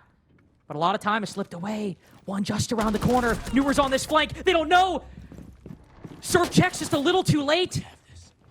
It's a game of attrition that SSG have a winning hand on. Canadian finally lets it slip. Finally, the moment he joins the rest of his team, gives away the angle. SSG capitalize. Surf does not have enough time. Just play passive. That's all you need to do. Barbecue goes their way as SSG cooks Shopify and put them on match point. Big round there for SSG just when they needed it. I think we questioned the site a little bit at the start of that one because we're sort of wondering, is Barbecue really the best bet? Turns out it was.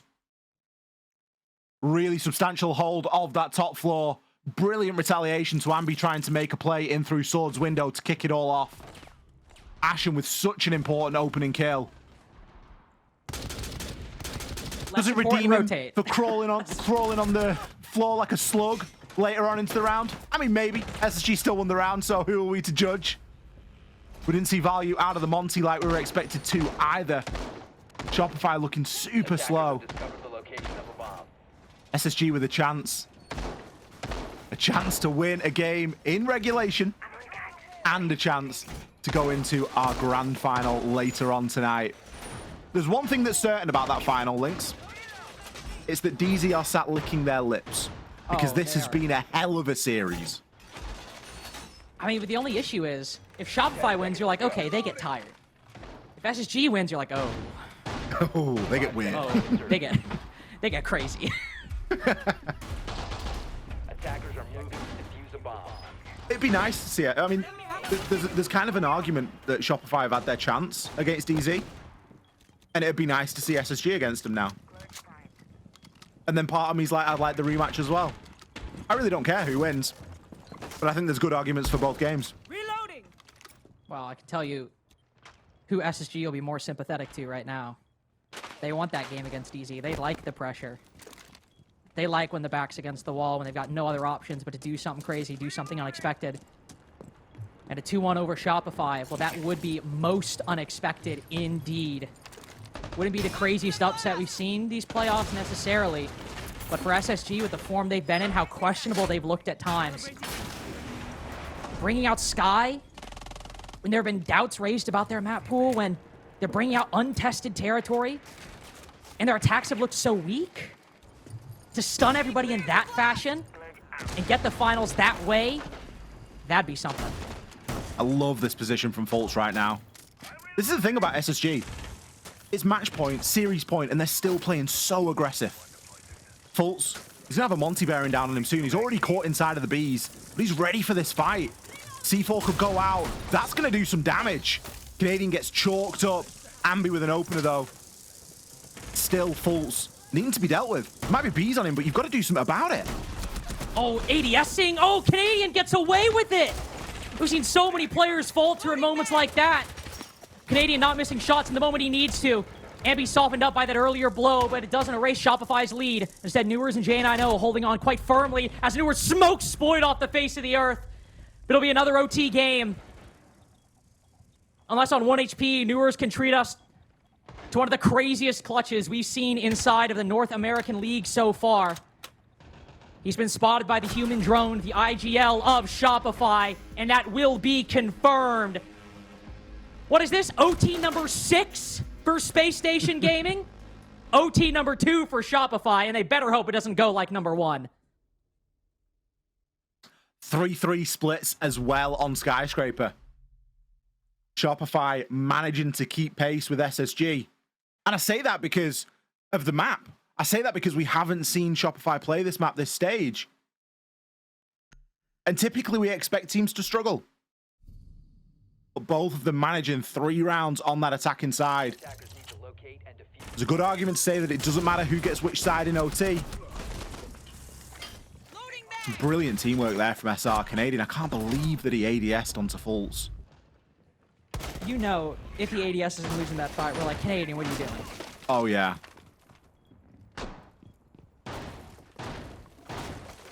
Which is why... Ooh, Shopify on the attack. I See, know. even half. 3-3 half. Still don't know how I feel about it. You can't shake it. It's the conditioning of Skyscraper.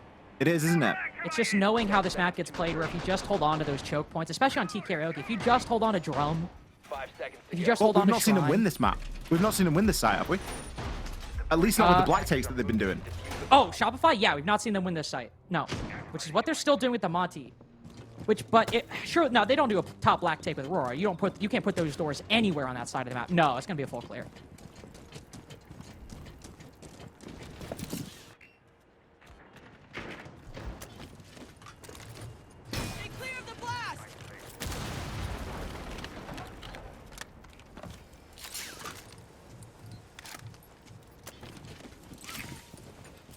I don't know how I feel about the full clear. It makes me a little bit nervous. We haven't seen it yet. We know they can do it. SSG have got to be ready for it, though. Early track onto the sentry. Ashen. Feeling the heat there from Rexon this time on the Deimos. Not all the time that we see Rexon rocking the Deimos, but I'm here for it. Take it. You can see the Isn't setup for helping them Shopify. get control, though. Well, that's what I was going to say. It's not helping them get control, but it's giving them intel, because Rexon's on the cutoff right now, holding the Shrine window. Ooh, but he falls off! Right as Ashen started rotating back. I don't think he knows yet, though. Still focused on trying to deny a bit of control. Benja playing his support on house stairs. I don't think he's been droned. That C4 might be... One of these C4s is pre-placed. I don't know which one. It's detonated, though, so it doesn't matter.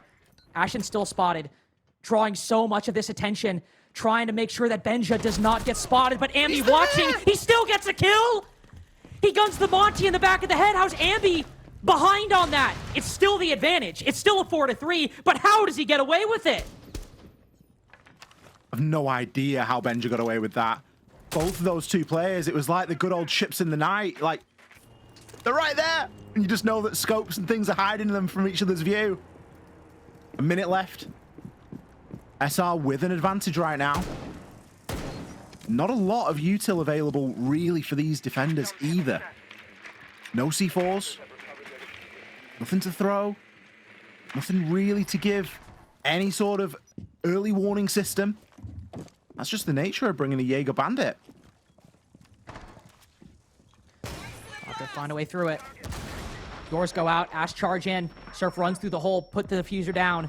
They've got the coverage, they've got the angles and the advantage. This should be a Shopify round. Even on the attacking side, they have everything they need, and now a post plant on top of it. Angles lacking quite substantially for SSG, and they shut the door on them. Close off both avenues into the site. That is a rough post plant to look at. Janino at least has the other option, but all the angles are going Shopify's way. SSG might be able to play along, compete in these fights. Now it's a little close. Spoit around the corner too, such low HP. This pre-fire, if it's coming from SSG, it's gotta land. They've got the intel, they've got the kill. Only one remaining. Spoit's gotta go big, and he falls! When they show up big. And when they're down, SSG are never out. One of the biggest quad kills we've seen of the playoffs so far. J90, a masterclass. When the Aurora doors came out, I thought it was done. I was like, this is beautiful. Everyone's going to be doing this now. It's going to be the Vogue thing. Everyone's going to be putting Aurora doors on there, planting in gold and getting the post plant. Nope. We're not going to see that because J90 just went through, got 4 kills. SR not able to hold a post plant with that level of an advantage. Seriously shocking.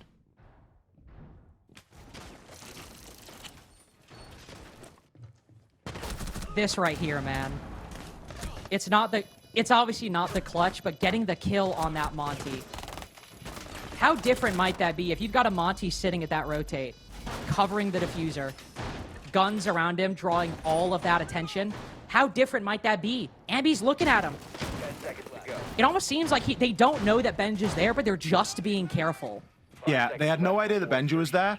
And in hindsight, looking back at it, you almost wonder if Benja was just prioritizing the kill on the Monty. And that's all he was interested in. He realized his position, and in the split second decided, if I can kill the Monty, all of this was worth it. If all I do is get a kill onto Ambi, then they've still got the Monty.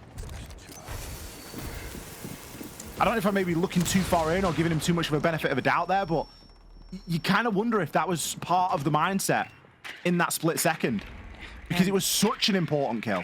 I mean, if we're balancing out in the aggregate, killing one Monty might weigh just as much as the other 4 kills J90 got. 12 and 9 now. God, such a good clutch player in North America, too. SSG look to do the same on their attacking side. Full clear, office and exhibition. 2 roamers. And Azami, and I think a Warden as well. Ashen will spot one immediately, but the Azami does creep around minibar. Might not be complete information. Ashen has been quite good with this Scar so far. You'll need a bit more than that. A bit more than nice and cheeky angles to clear out these defenders. Especially with the importance of Spoit's utility. For Shopify, I might even think about rotating back now.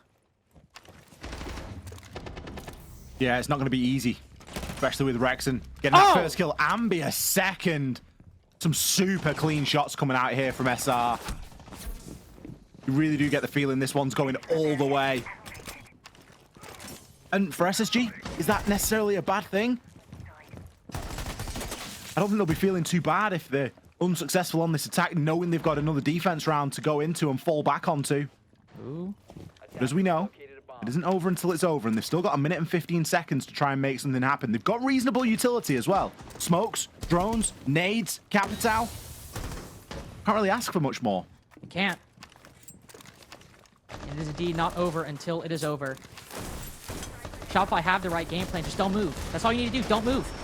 Nice nade on the Rexon, and immediately they speed up the pace. Smoke grenade goes out. Oh, taking out the goo mine. Stuck soaking up all that damage. Downed in the process, but he can be picked back up. Huge frag by Benja. If they want to push a bit up Geisha, it won't be easy, but they can take a more aggressive line. Janino dropping down. Surf looking for the finisher, but he ends up losing his life in the process. So it's Foltz on 1 HP. Janino, given the call, rotates up to take this aggressive line and cut the top floor in 2. He's got the smoke bolts and the fire to try to force these players out. Canadian with no utility, but no life either. We needed him. We've called up his number. Ambi's got a clutch of 1v2. They were up 5-3, and it has started slipping away. Plant being activated. Ambi pushes in just around the corner. There's no angle for the youngster to find. No whiff today, but one more kill. Will it be Ambi's 11th or J90's 15th? Intel, Z-pings, and nothing! The NAL rematch. The tour de force Shopify Dark Zero will be denied. And SSG, the team that always brings the unexpected, will be in the grand finals tonight. You can't deny SSG a shot at a game against Dark Zero. They have more than earned it there. Not only on Skyscraper, but throughout that best of 3 against Shopify. J90, what an individual performance. But really top through bottom, SSG looked like a very dangerous team here tonight. We're gonna hit a short break. After that, we'll be back with the desks.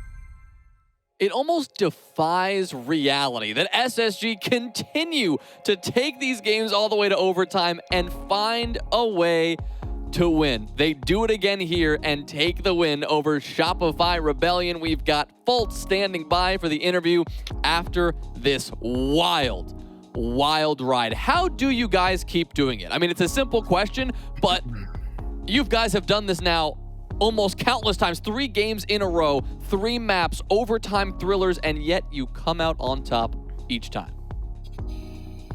Yeah. After like matches like this and weeks like this, I feel like all credit has to just go to like our culture and call out, because if it weren't for that, we would probably be shaken just as bad as these other guys were playing. But we're not. We're more composed. We're winning these MT matches. So I really do think that's the difference. Amazing. I mean, you're just always at Aura farming. My question that I want to ask is, you guys on the last map banned BB and Blitz. What was the thought process on just giving Canadian Monty on Skyscraper, which is just such a prominent Monty map? I'd say it's the best shield out of all those 3 on that one. I think the main idea was like, if they want to do like the linear ISOs with the Monty, it's like Troy's gonna have to like ADS you with the Monty compared to like the Blitz and the BB. He can do a lot more by himself without having to like use mechanics. You know what I mean? I think that's the biggest thing. That makes sense. Fultz, well, I don't want to keep you because you got to get ready for your next game. I obviously want to say congratulations to you, but if you can relay a message to Jack for me saying that he is the absolute GOAT in those clutch scenarios, and just let me know when he gets back to you on that, because he deserves it. All right, yeah, I got you on that.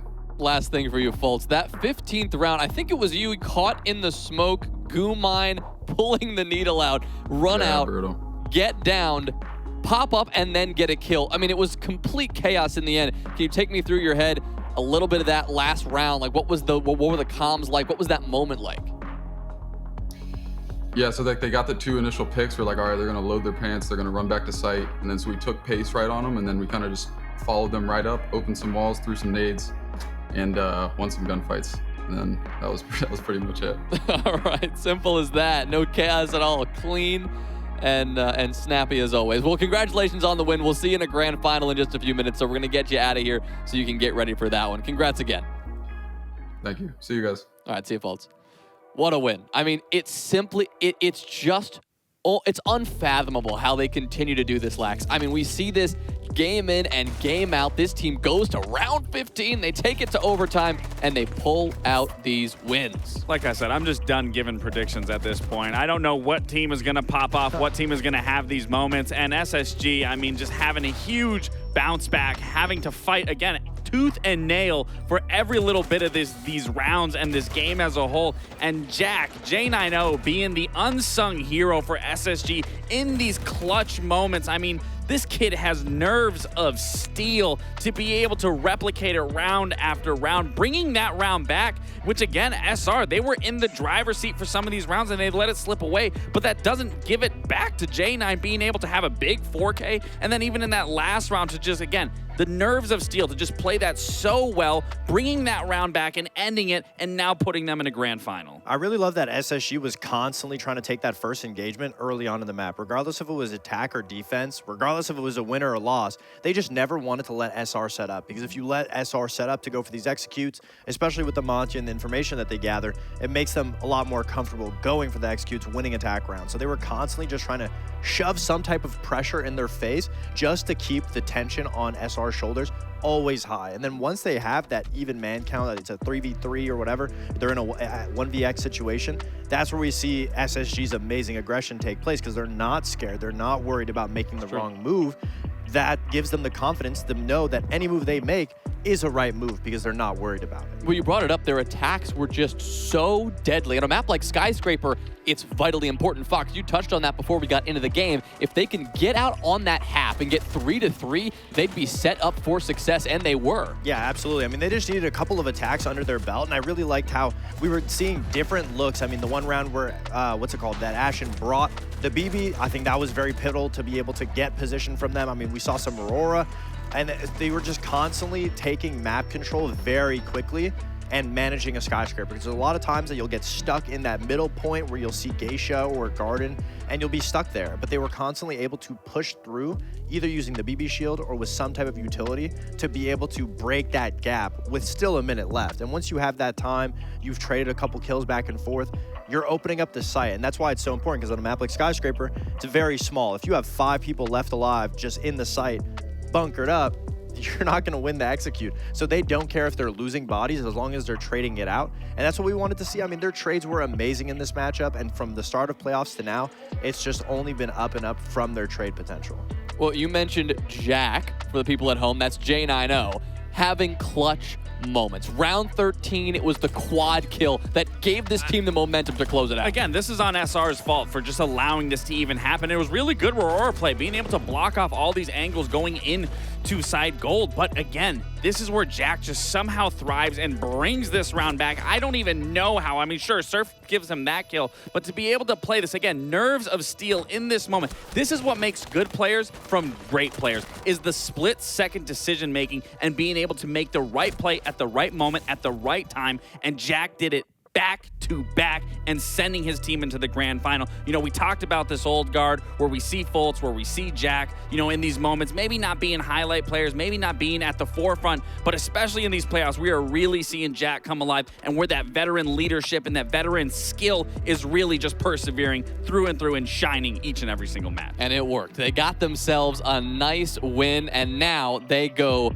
for Dark Zero. They go for the top. We have to crown a champion here in stage 1 of the NAL, and we're going to do that in just a few minutes' time. Our players are getting ready, so we're going to step aside until that matchup starts, but it is all about that number 1 spot. We crown a champion of the NAL in just a few minutes. Don't go anywhere. We will be right back.